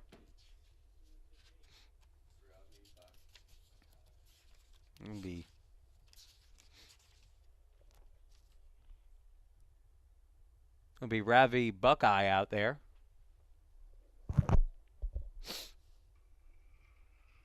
Long meeting on the mound. Fitzgerald breaks it up. Probably as much as anything trying to give that bullpen some time to work. So Ma now, by the way, with those 24 stolen bases on the season, now the 4th most in a single year in school history. 10 behind the school single-season record set by Scott Fiskanich during the 1994 season. First pitch to Stawicki is down and out for a ball. It's 1-0. Stawicki batting at .378 on the year. Runner at third, 1 away. Swings and misses at that one, and it's 1-1.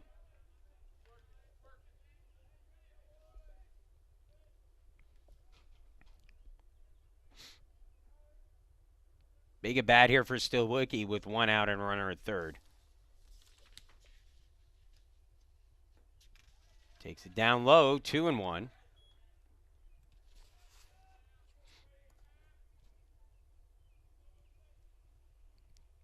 Stawicki has driven in 1 run on 2 tries with a runner on third and less than 2 outs this season.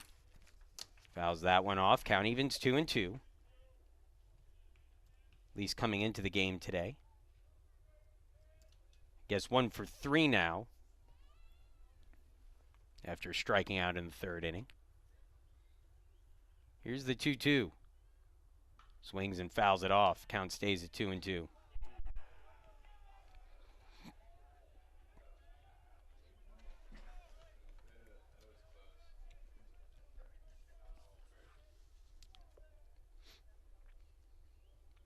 Another 2-2 on the way to Stawicki. Peterson sets and delivers. Swings and hits that in the air. Right field. Should be deep enough to get the run home. Larson there makes the catch. Tagging from third is Ma. Here comes the throw to the plate. It's cut off. A sacrifice fly for Stawicki. Ma comes in to score, and it's now 6-4. In case Western Reserve not going away in this one. Spartan, number 26, Jake Ryan. And Jake Ryan to the plate.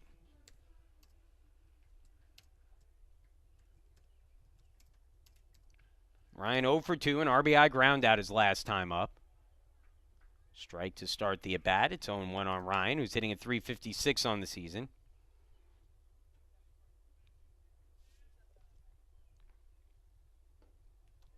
Swing and a miss, 0-2.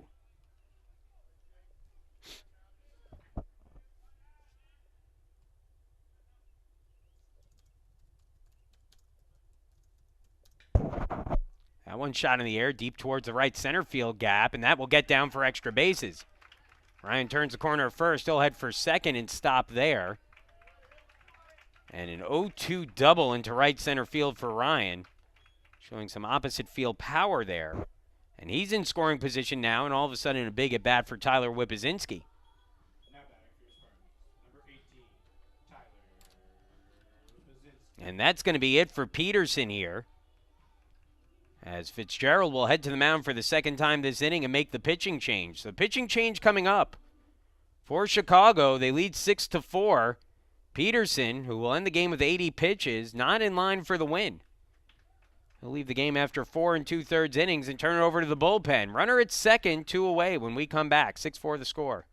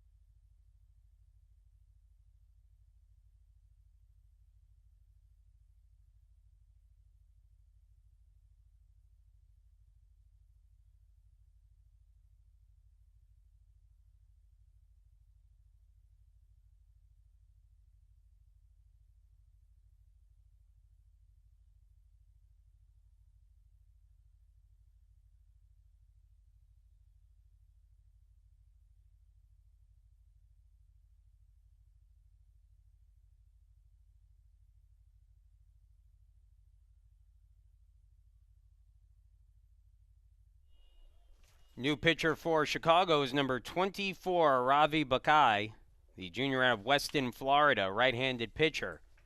He'll face Tyler Whippozinski with 2 outs and a runner at second. Whippozinski liner over towards third and fielded in the air to end the inning. So a quick out there. 1 pitch went out for Bakai. And that will end the frame. So Case Western Reserve gets a run back on 2 hits. They trim the lead back down to 2. 6-4 the score, Chicago leading. 6th inning coming up, 8-9-1 for the Maroons. Ventrelli, Lyle, and Hickey due up when we return.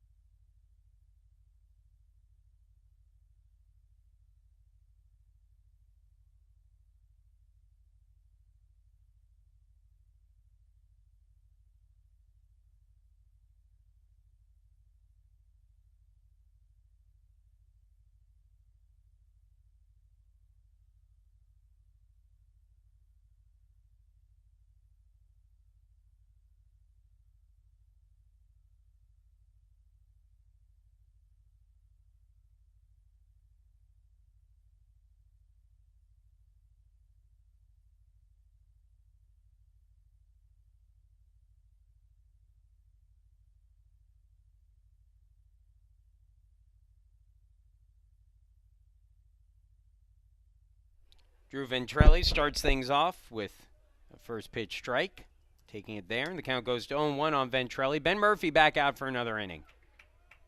0-2 now the count. Murphy has sat down the last 5 batters he's faced, 4 groundouts and a strikeout. Corey Brown continues to warm in the bullpen if Murphy gets into trouble, as that one's fouled away, 0-2 still. Murphy now up to 92 pitches, but had his most effective inning of the day in the 5th. Set the side down in order for the first time today. Skips that in the dirt, and it's a 1-2 count.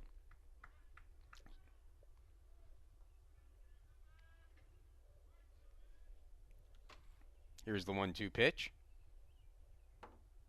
Swung on, ground ball to second. Ma has it, throws on to first in time for the out, 1 gone.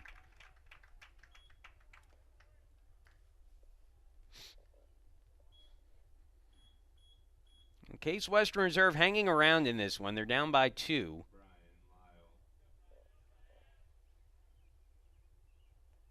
It's going to take a few more runs to try to get back in. Some good pitching here. Murphy, again, has settled in nicely. 6 straight retired as he faces the 9-hitter, Brian Lyle, who takes a first pitch down and out for a ball, 1-0. Lyle batting at .333, 0 for 2 today. Muscles that one out to right. Murley taking a circuitous route to it, but able to fade over and make the catch. 2 gone. And I think that's going to be it for Murphy, as Matt Englander coming out. He'll make the call of the bullpen and go to Corey Brown here with 2 outs, top of the order, and a couple of lefties coming up. He'll go to the lefty Brown. Good way to end the day, though, for Murphy, who retires the last 7 batters he faces after what was a rocky start to his day. His team trails by 2. Corey Brown coming in when we return.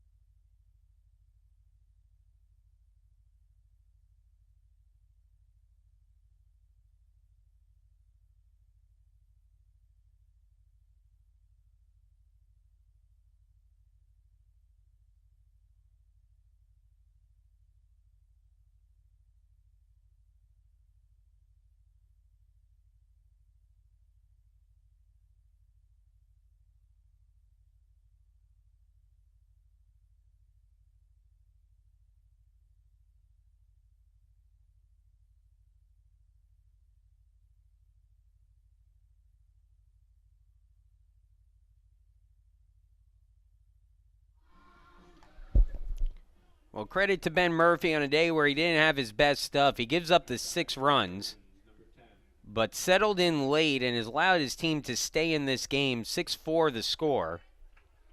And he'll hand it over now to Corey Brown, the junior out of Crown Point, Indiana. Brown, the lefty, facing the lefty Hickey. Swings, hard hit ground ball over towards short. Nice grab by Lott. Throw to first on one hop. Gets there, and that will retire the side. That was a great play by Lott to field that one. And that will move us along into the bottom of the 6th. 6-4 the score. Chicago with the lead. Case Western Reserve with bottom of the order coming up. Murley, Kusha, and Lott when we return.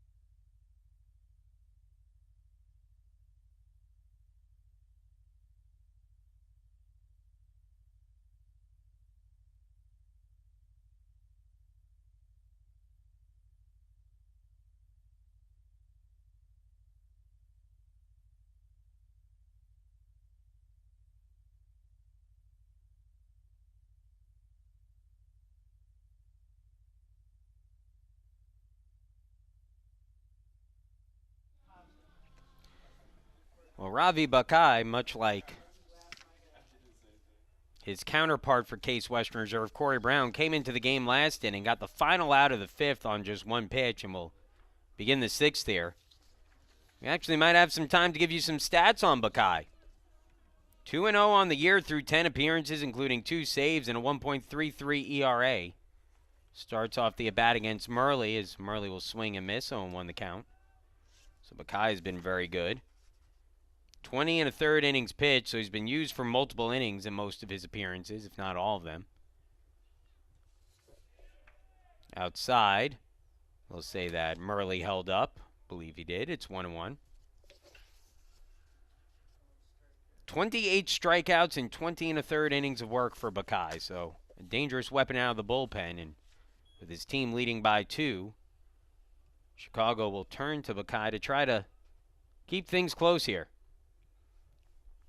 It's turning into a beautiful day here at Nobby's Ballpark, which is good because we have a second game to follow this one today. 1-2 the count. Pitch on the way. Murley chops one over towards short, cut off by the third baseman Ventrelli. His throw to first in time for the out. There's one gone. Now batting for your Spartans, number 19, Jacob Kusha. So Jacob Kusha now to the plate. Kusha 0 for 2. 0 for 1, excuse me. A walk and a ground out. Well, Chicago's got some weapons in the back of their bullpen. Bakai has been very good. That one misses outside for a ball, 1-0. David Clark has been very, very solid, a freshman who's been good for them. So it's a dangerous part of this game for Case Western Reserve. Is that one fouled off by Kusha, 1-1. Spartans trail by 2. 6-4 the score. Each team even in the hit column with 7 apiece.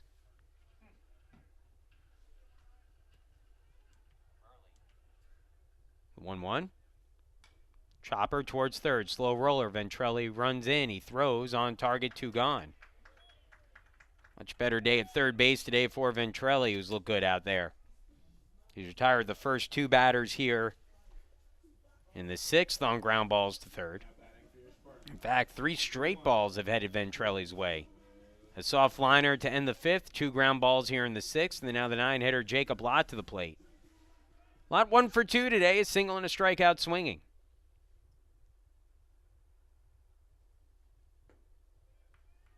A little low, 1-0.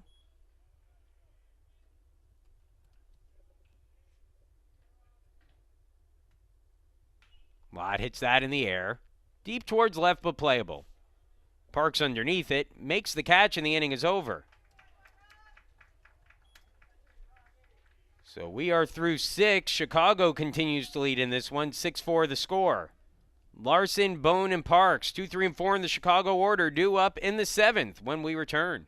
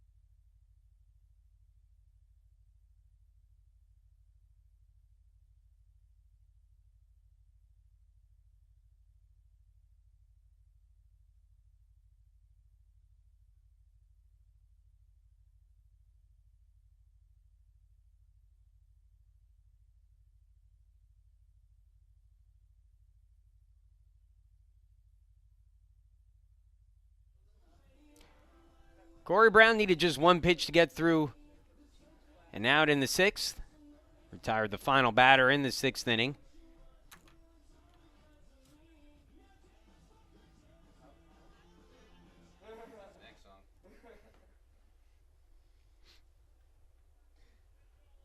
We'll face a tough hitter here in Max Larson, who was 3 for 3 in the game with 3 doubles. Number 1, Maximiliano Larson.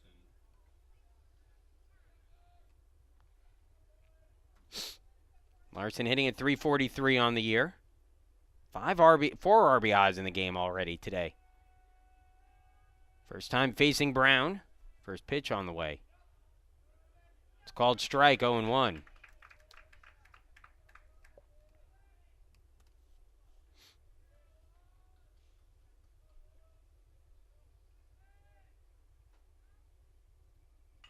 Ground ball first base side. Stawicki has it and steps on the bag for the out. 1 gone. Chicago's bats have gone quiet, but Case Western Reserve has been unable to take advantage of that. Still down by 2. That is now 9 straight retired. Larson's double back in the 4th was the team's last hit. And the difference in this game so far, 2 RBI double in the 4th for Larson. Ian Bone at the plate takes the first pitch for a strike, 0-1.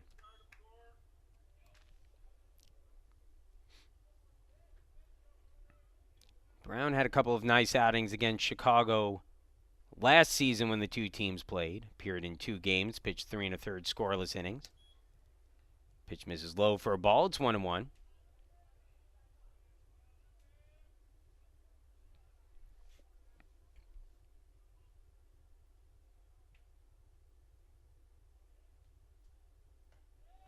Two and one.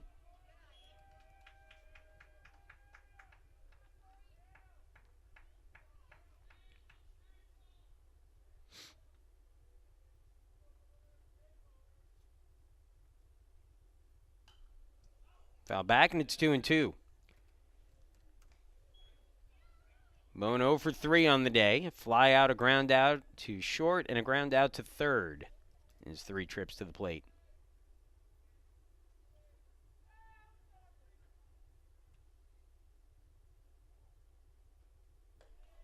3-2, full count.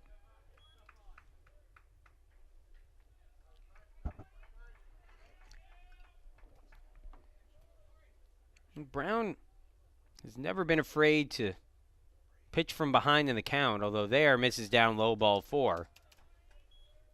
And Bone on with the walk. Batter now will be Josh Parks. Parks, the left fielder, 1 for 3 on the day. Now batting for the Maroons, number 14, Josh Parks.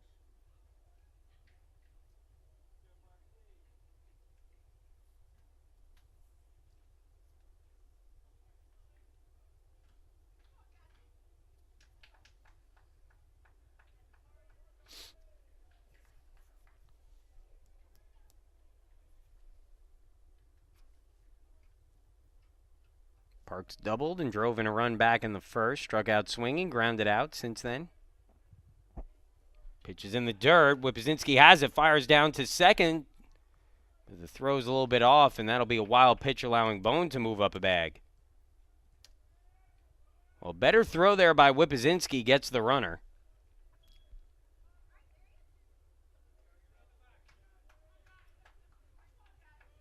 But he skipped it in the dirt. Not an easy play to recover.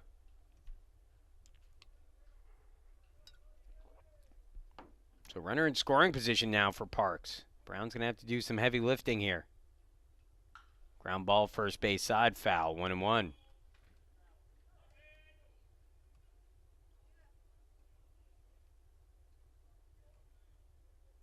The Case Western Reserve softball team in action at the regionals today. Yesterday, they needed to win 2 games. One against Mount Aloysius, the other against St. Mary's of Indiana. They won both of those games and now stay alive. Will need to beat Ohio Northern twice today to advance to the Super Regionals.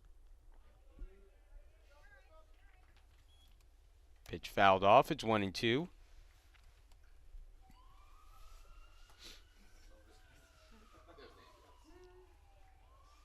One and two count.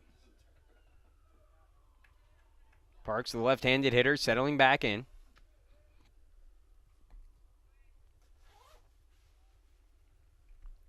Here's the 1-2 pitch.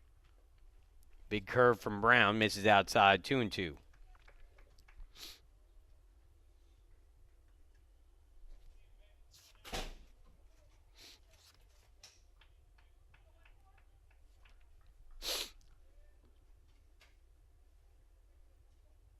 Bone leads from second. 2-2 on the way. Curve up and in. And the runner is going. That's only 3-2. And he'll have to head back. That's a 3-2 count. And again, he's going to have to come back to the plate here. That's clearly 3-2.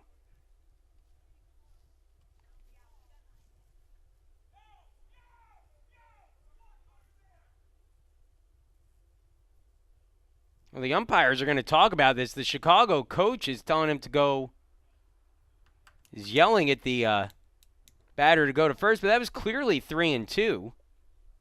Not sure what the argument is. In fact, the umpire put up 2 fingers at first, and they changed it to 1-2 earlier in the count. So it's clearly the right count here at 3-2.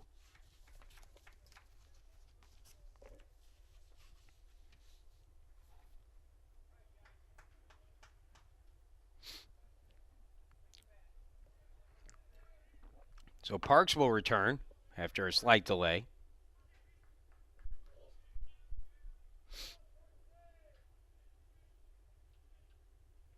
Three-two on the way. And a timeout called by Parks. Larson started the inning off with a ground out. Bone walked and moved up to second on a wild pitch. 1 out, runner at second for Parks, who has a 3-2 count. Brown's 14th pitch of the inning. In the dirt, ball 4. And a little bit of a look there from Parks, who might have said something on his way down to first base.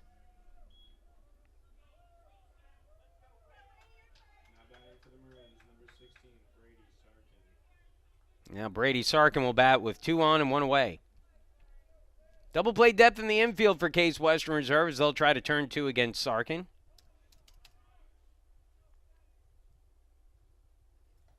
First pitch, a little bit above the letters. Ball 1, 1-0.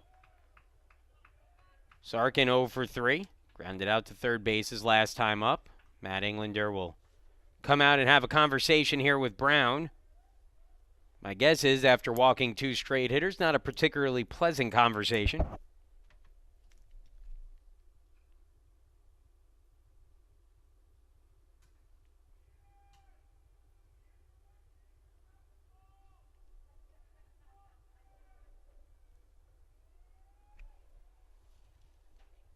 Brown, a guy who, again, has some control issues, but at times, but for the most part, is able to work around those. It's rare that he has a clean inning.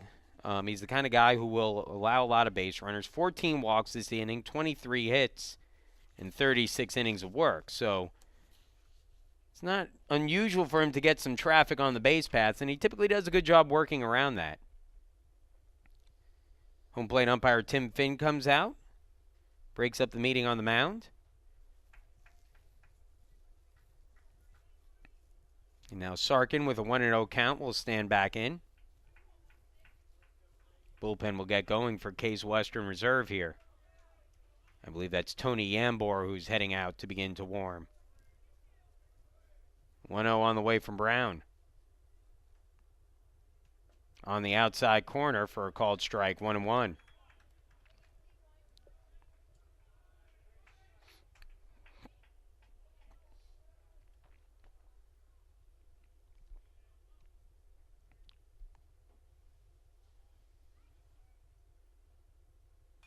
Fouled off, 1-2.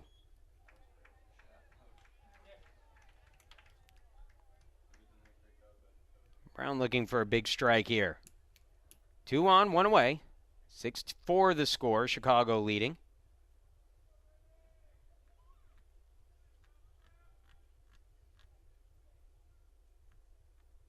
Breaking ball got away from Brown. It'll happen every once in a while with Corey. That curveball will sometimes slip out of his hand a bit, sail a little on him. 2-2.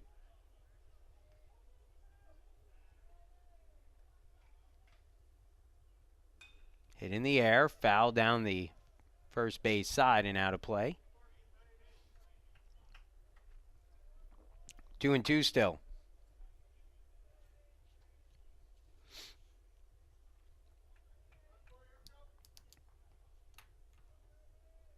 Top of the 7th.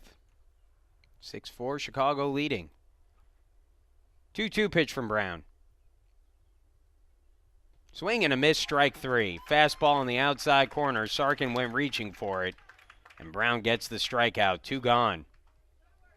So 2 outs, 2 on now. And the batter is Peyton Jancy. Jancy batting at .374 on the year. 1 for 3 in the game today. A strikeout looking, a single, and a ground out. All against Ben Murphy. Pitcher of record for Case Western Reserve in the game. Line drive there into right field. Over is Murley. Makes the catch. And the inning is over. So Brown pitches around a pair of 1-out walks.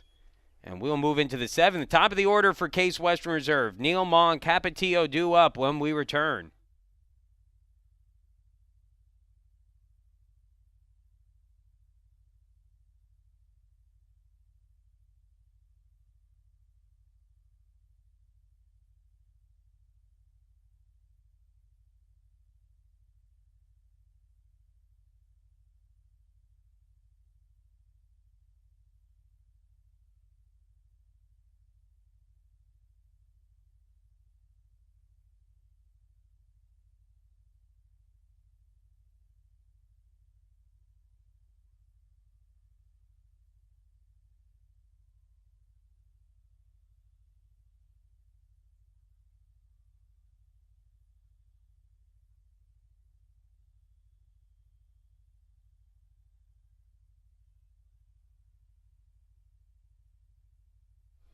Well, a tough customer here for Case Western Reserve and Ravi Bakai, who has retired the first 4 batters he's faced in order. He has an opponent's batting average this season of 133 coming into play today, and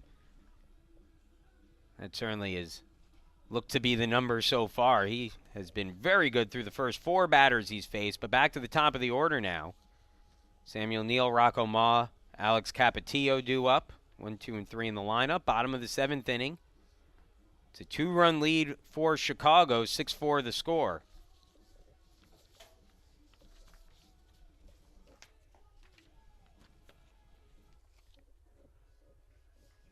Now batting for your Spartans, number 6, Samuel. Bakai, the junior, 6 feet tall, 140 pounds. Righty, he has that 3/4 arm angle that puts a lot of zip on the fastball, gives it good movement. You can see why it'd be tough to hit. Imagine a guy like this, he's going to try to get the ball in under the hands of Neal. Of course, with the first pitch, he comes with a fastball up and out, so much for that theory as the count goes to 1-0.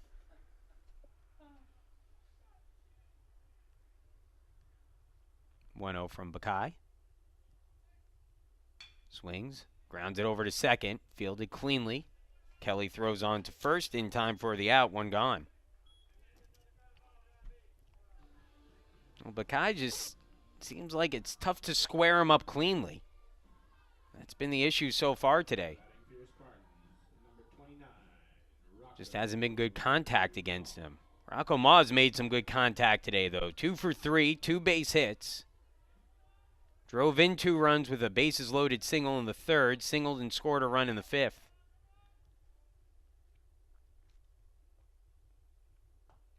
Fastball inside, 1-0. Well, this is a good matchup for Ma, even though it's a tough pitcher. It's a fastball pitcher going up against a fastball hitter.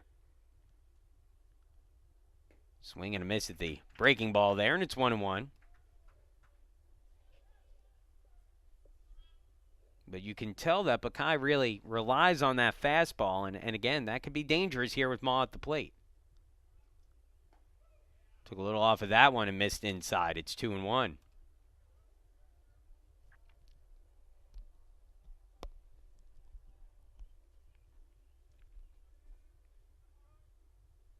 Here's the 2-1 pitch.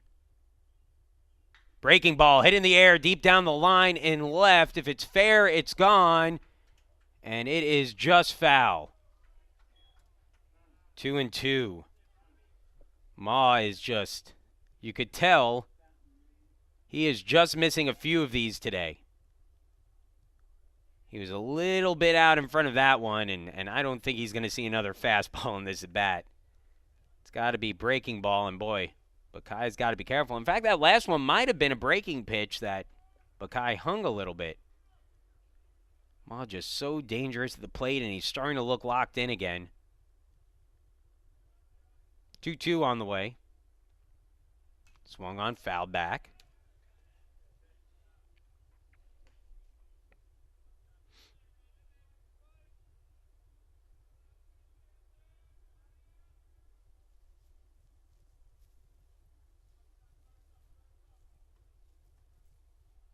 Two. Outside, ball 3, 3-2. 11 home runs on the season for Ma. Has the average back up over 360s at 364 after the 2 hits today. It's been a good series so far for him. 5 hits in the 2 games. Hits that in the air towards the gap in center field. Coming over and making the catch is Hickey for the out. There are 2 gone quickly here in the 7th. So 2 outs, bases empty, and Alex Capetillo to the plate.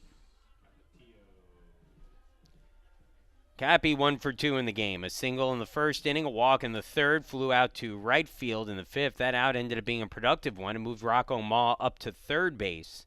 He eventually came around to score on a sacrifice fly. First pitch fastball, lower outside corner for a called strike, 0-1.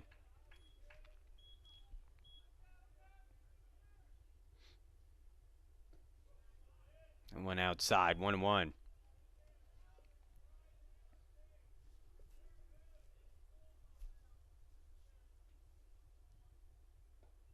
Nice inside pitch for a called strike. It was a 1-1 count, and Bakai came with the breaking ball, but he came through the inside corner of the plate. Tough pitch to hit. Capetillo checks his swing, but can't hold up. It's strike 3, and that ends the inning. So Bakai gets the strikeout. He's retired all 7 batters he's faced. We will move to the 8th. And Case Western Reserve trailing in this one 6-4. Bottom of the order for Chicago due up in the 8th. Kelly, Ventrelli, and Lyle when we return.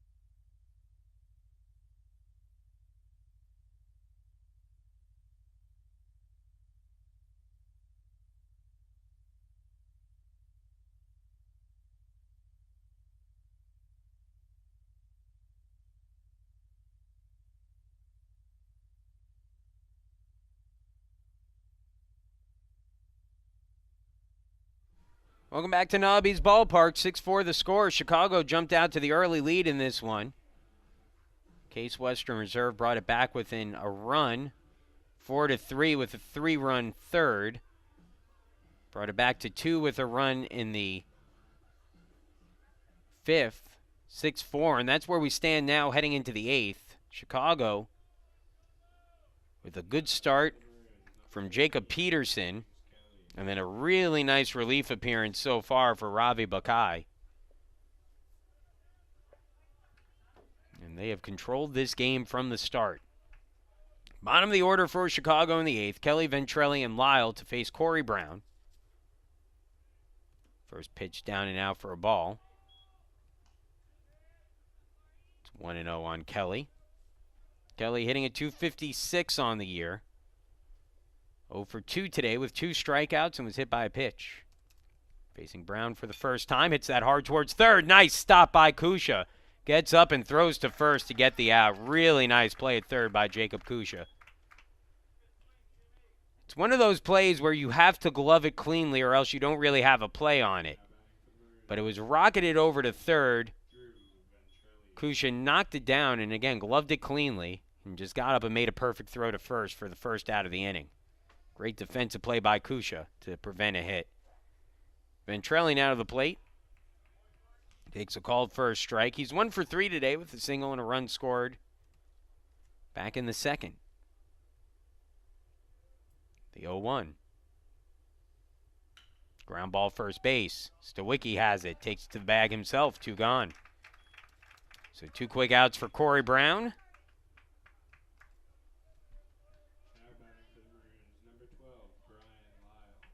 And the batter now is Brian Lyle. Lyle 0 for 3 today. An RBI ground out in the second. Reached on an error and scored a run in the fourth. Flew out to right field in the sixth. Fastball. Outside corner for a called strike. 0-1. So since issuing those 2 walks with 1 out in the seventh, Brown has retired 4 straight. Ahead in the count 0-1 on Lyle. Make that 0-2.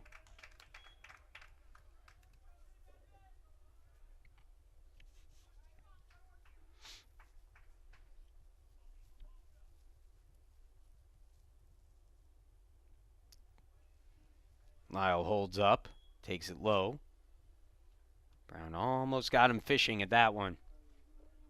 He'll check down at first, but the umpire at first base, Jason Smith, was busy adjusting his hat. He now finally decides that he didn't swing on that one.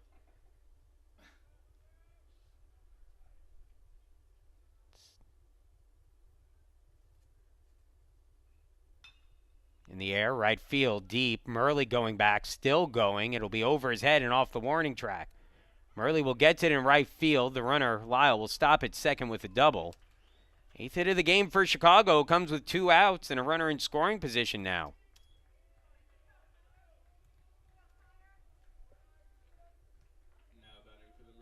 So Lyle in scoring position and back to the top of the order for the Maroons. It's Connor Hickey. Hickey was the first batter that Brown faced in the game. When Corey came in relief for starting pitcher Ben Murphy to start the 6th, he had a 1-pitch ground out. Lefty's hitting .217 against Brown this season coming into the game.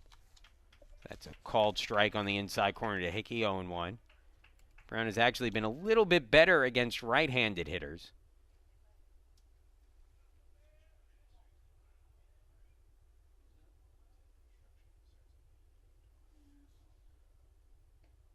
This is inside, almost hit Hickey, and it's 1-1.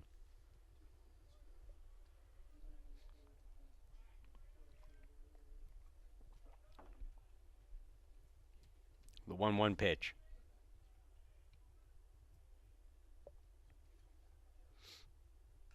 Fouled off. And right off of the umpire's mask, it knocks off the mask of Tim Finn, who seems to be fine.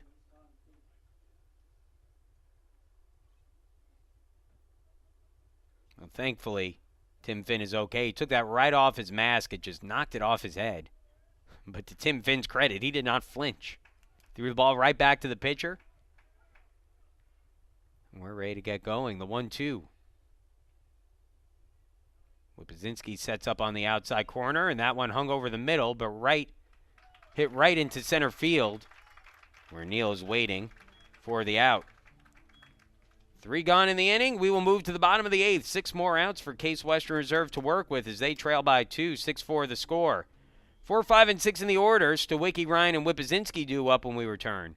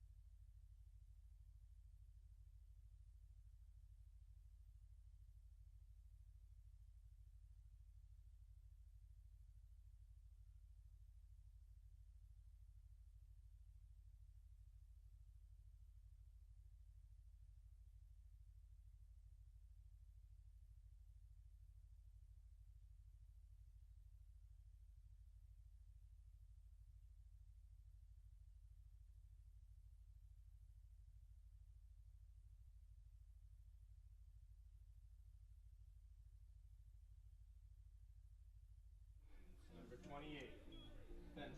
Well, time running short for Case Western Reserve in a game that would certainly greatly help their resume here for the NCAA tournament. They trail Chicago 6-4. As we head into the bottom of the 8th, it'll be the 4, 5, and 6 hitters is Benjamin Stawicki, who has a sacrifice fly today. Swings and misses at the first pitch, 0-1. He's 0 for 2 in the game with that sac fly. Drove in the 4th run of the game for Case Western Reserve, but the bats have been quiet since. Called strike on the outside corner, and the count goes to 0-2. It'll be Stawicki, Ryan, and Whipzinski this inning. Case Western Reserve tries to do something against Ravi Bakai, who has retired the first 7 batters he's faced in the game. Since coming in with 2 outs and a runner at second back in the 5th inning. The 0-2. Stawicki pops that one up. Shallow right. Going back is the second baseman, but coming in to make the catch is Larson. And there's 1 gone. Again, the contact against Bakai just has not been there today. So now Jake Ryan to the plate. Ryan had the last Case Western Reserve hit. It was a double back in the 5th inning that chased starting pitcher Jacob Peterson from the game.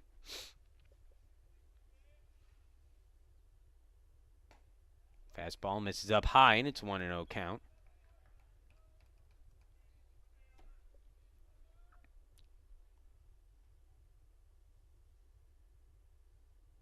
That one lifted in the air, deep towards the gap in left center field, and it's off the grass out there and will roll towards the warning track. Ryan will slide into second base with a double, his second double of the game. And Case Western Reserve now will send the tying run to the plate in the form of Tyler Whipzinski with 1 out in the inning. In the meantime, we'll get a pinch runner over at second base as Ryan will come out of the game. And coming into the game, pinch running for Ryan will be Dan Watson. Now running at second base, number 23, Dan Watson. So Watson, a little bit of extra speed out there for Case Western Reserve, takes over. And Tyler Whipzinski, who is helping home plate umpire Tim Finn out with his lineup card there as well.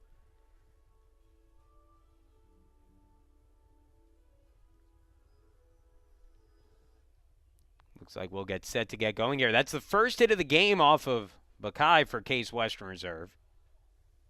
Bakai retired the first 8 batters he faced, including Tyler Whipzinski, who lined out softly to third base with a runner at second and 2 outs on the first pitch he saw in the game from Bakai back in the 5th. First pitch fastball is low, and it's 1-0.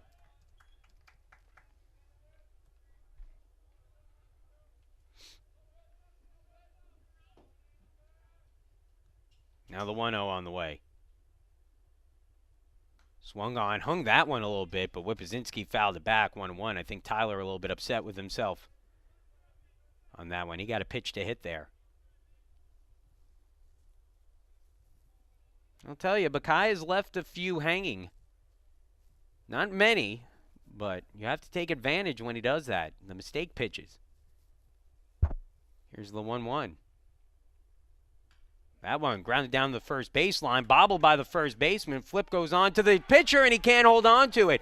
Whippozinski turned the corner, and they will call, I believe, interference. No, they'll call him out.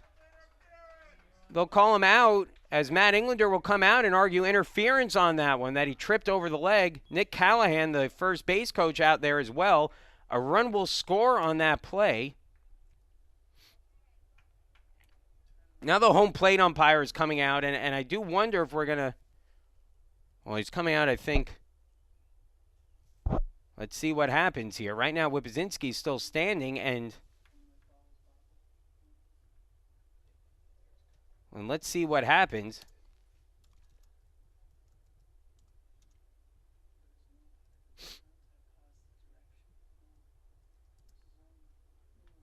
Jason Smith, the umpire in the field.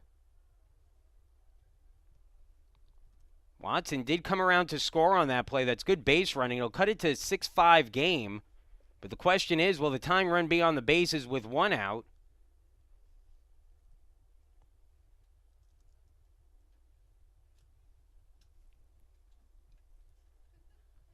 It will be an error on Chicago either way.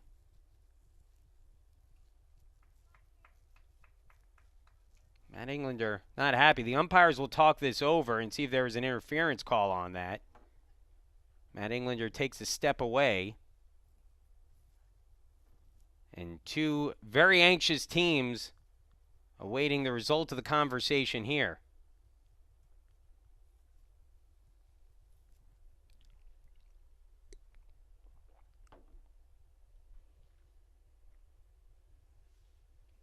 We will see.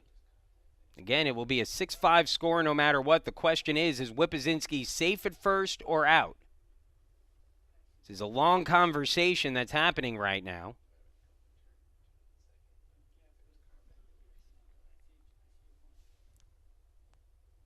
I think the question becomes, was Whippozinski turning the base path before the interference occurred?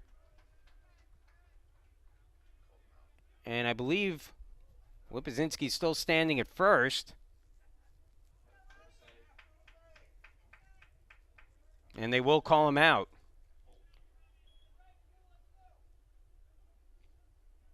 So that'll go... Well, it has to be an error either way, allowing the runner to score. But it'll go as an out as a 3... God, it has to go as a 3 unassisted putout on that one. And then an error on the first baseman on the play. Watson scores.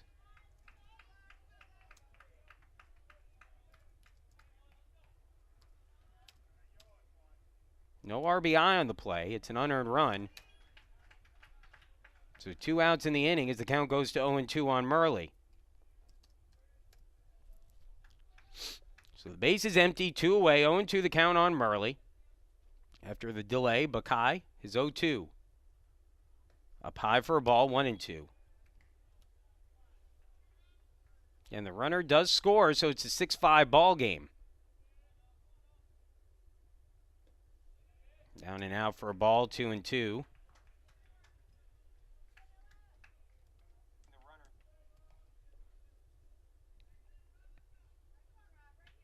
So it's cut down to a lead.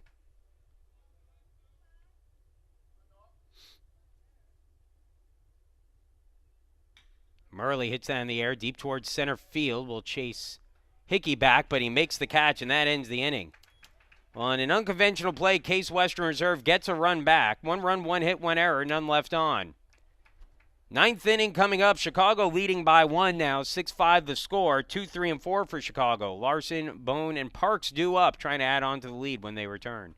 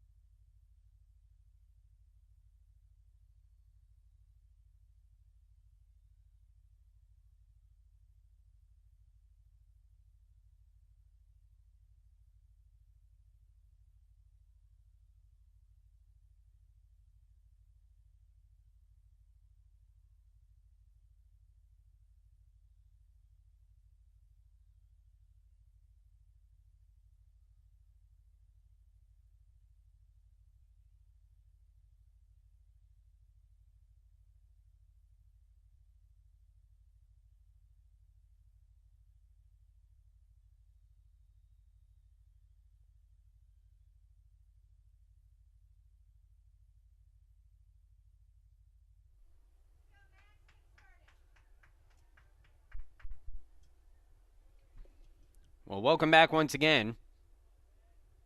Case Western Reserve has trimmed the lead to a run, 6-5 the score as we move into the ninth. Larson, who has 3 doubles to his name today, pops one up, third base side.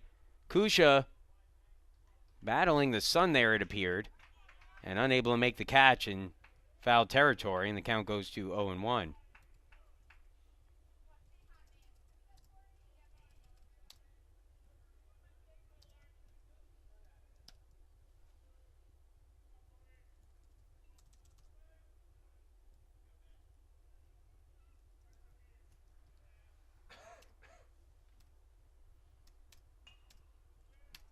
Another one fouled away, and it's an 0-2 count on Larson.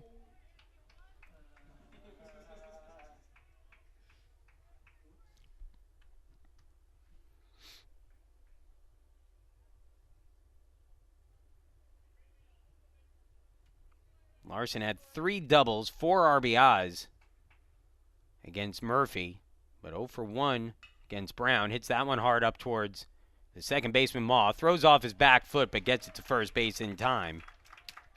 And Larson is retired. 1 gone here in the top of the ninth. Well, Case Western Reserve will have the 8, 9, and 1 hitters coming up next inning. Kusha, Lott, and Neal. Needing 1 run to tie, 2 to win, assuming that Brown is able to keep Chicago off the board here,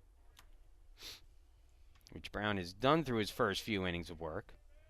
Gets a called first strike against Bone, and it's 0-1. Bone was one of 2 batters to reach against Brown today. He drew a walk in the 7th. The 0-1. In the air, right field deep. Long run for Murley as that one angles towards foul territory. Murley on the run makes the catch as he bangs up against the fencing out in right field. And there are 2 outs in the inning. So now Josh Parks to the plate. Parks walked in his last at bat against Brown.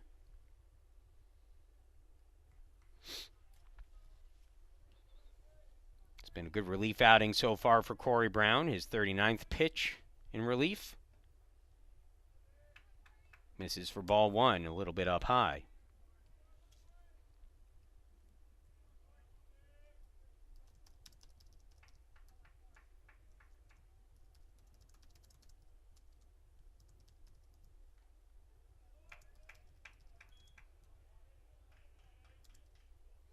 Foul back, 1-1.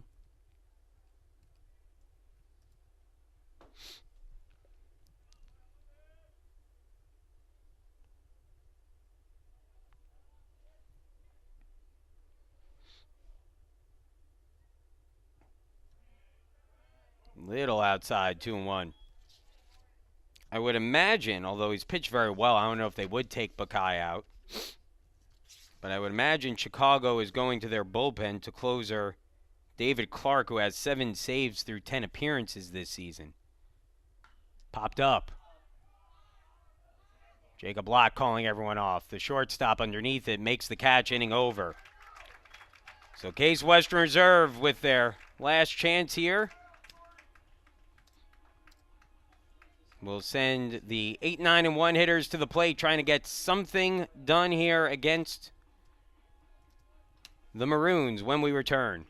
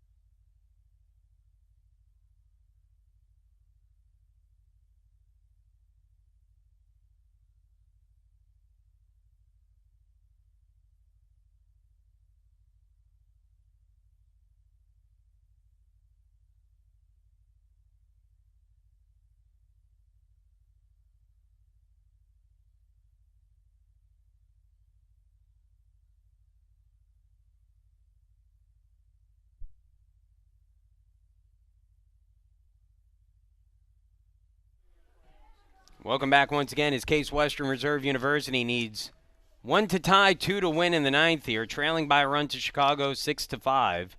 Jacob Kusha to lead things off, and he'll face the Chicago closer.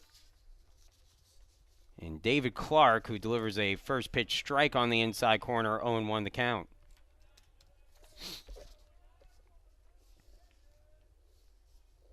Clark, a freshman out of Palo Alto, California, swing and a miss by Kusha as the count goes to 0-2. He's been very good this year. 10 appearances, just 1 earned run allowed, 2 total, 17 hits in 18 innings, 15 strikeouts, 4 walks. He has 7 saves in those 10 appearances, looking for his 8th of the year. Shakes off a few signs from his catcher, Bone. Finally, Kusha calls a timeout at the plate.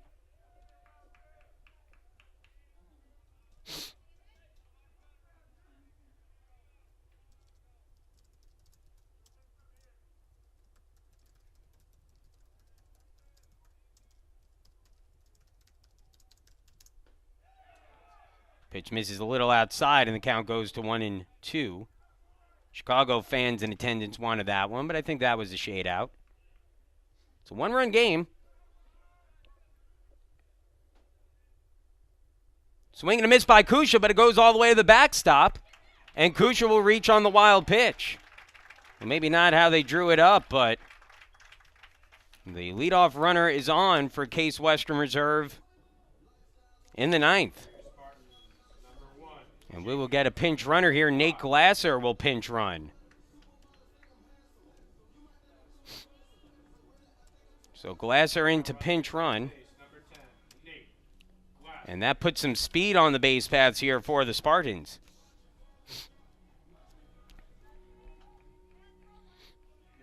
Glasser has stolen 19 bases this season. He's yet to be caught stealing. And so let's see what happens here with Glasser. The question is not if Glasser is going to run. The question is how early in the count does he run?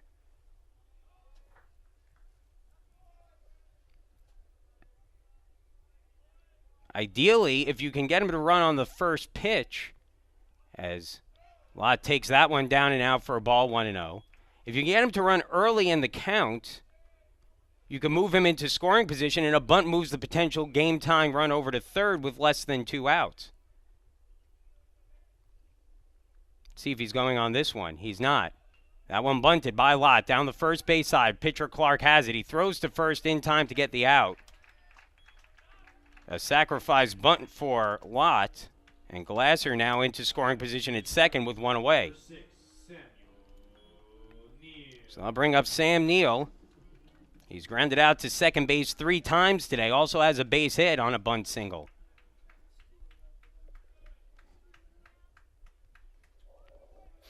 Neal looking down at the third base coach. That's head coach Matt Englander. He settles back in, the left-handed hitter. A big at-bat here with a runner at second and 1 away. He squares to bunt, pulls it back, and takes a breaking ball for a strike, 0-1.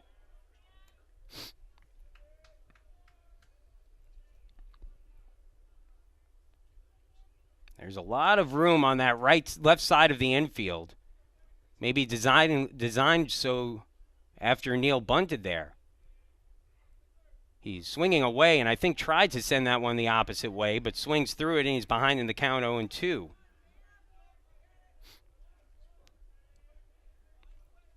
The dangerous Rocco Mall waits out on deck. Neal hoping to do the damage first, though. 1 away, an 0-2 count. Runner at second, representing the potential game-time run, is Nate Glasser.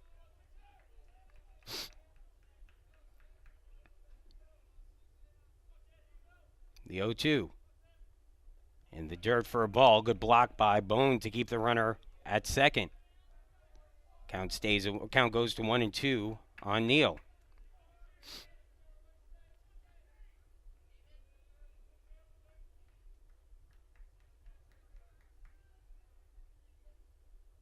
Swings and pops it up, fouling out of play.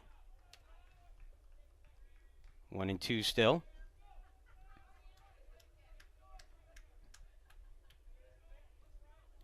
6-5 the score. It's a 1-run game.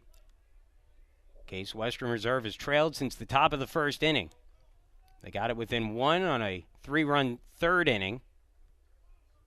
They got it back within a run after a run in the 8th. Swung on, ground ball hit towards third, takes a hop, or towards first, I should say. And they'll call it a foul ball. Wow. Wow, I thought that was clearly fair. I think the first baseman, Sarkin, did too. I'm surprised there's not more of an argument from the Chicago dugout. It does keep the runner at second base. But takes an out off the board there. Another 1-2 to Neal. Swing and a miss at the high fastball, strike 3. Neal down swinging. And so now 2 outs, and it's up to Rocco Ma. Well, this is the guy you want up in this situation if you're Case Western Reserve. Ma's been swinging a good bat lately. 5 hits in the series, 2 for 4 in today's game. The 2 outs have been loud ones. A fly ball to center, a fly out to left. He also narrowly missed a home run, pulling one down the line and left just foul his last time up. First base is open as Ma muscles that one. Shallow right field coming in and unable to make the catch as the second baseman. Glasser will score on the play. Ma hit it into no man's land. Not the hardest hit ball of the day by any means, but it drops in and the tying run comes in to score on an RBI single for Ma. How about that? Well, it's one of those plays where you want to see one of your outfielders take charge of it. But nobody did out there for Chicago. And it ends up dropping in for a base hit, and the tying run Glasser comes in to score on the play.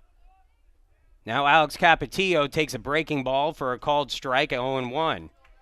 Again, Ma, the stolen base threat. We'll see if he's running. 24 steals on the season, 2 in the game today. Clark gives a glance over at first. Ma takes his lead. He's not running as the pitch comes, a fastball. He holds up, and it's taken a little high, 1-1.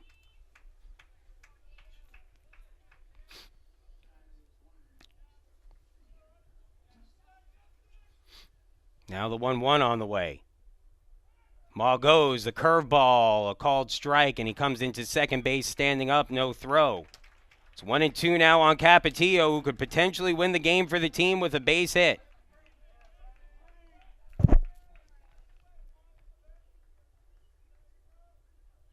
The 1-2 to Capetillo. Fastball, he pokes foul to stay alive. Good protective swing there for Capetillo.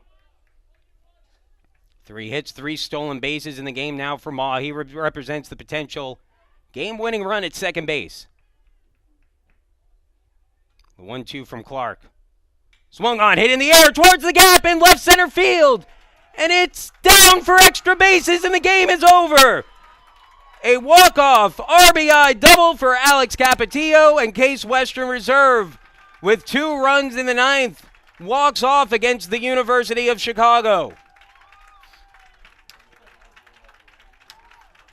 What a win for the Spartans with potentially their NCAA postseason on the line. Case Western Reserve walks off, and the Spartans win by the final of 7-6. What a game for Case Western Reserve, and boy, what a win, and one they may need when all is said and done. Chicago drops to 26-12 on the season. Case Western Reserve improves to 28-10. The winning pitcher is Corey Brown. Boy, did he earn it with some nice relief work. Brown improves to 4-1 on the year. No save in the game. The losing pitcher is David Clark. Clark will drop to 0-1 on the season. First game of the day lasted 2 hours and 31 minutes. Attendance here at Nobby's Ballpark for the game was 175. Want to thank everyone once again for joining us. A reminder that Game 2 is coming up. Final regular season game for both of these teams approximately half an hour from now. We're looking at about a 2 o'clock start for that one. Thank you again for tuning in. We'll see you in a little bit. Once again, final score, 7-6. Alex Capetillo with the walk-off double to win it for the Spartans.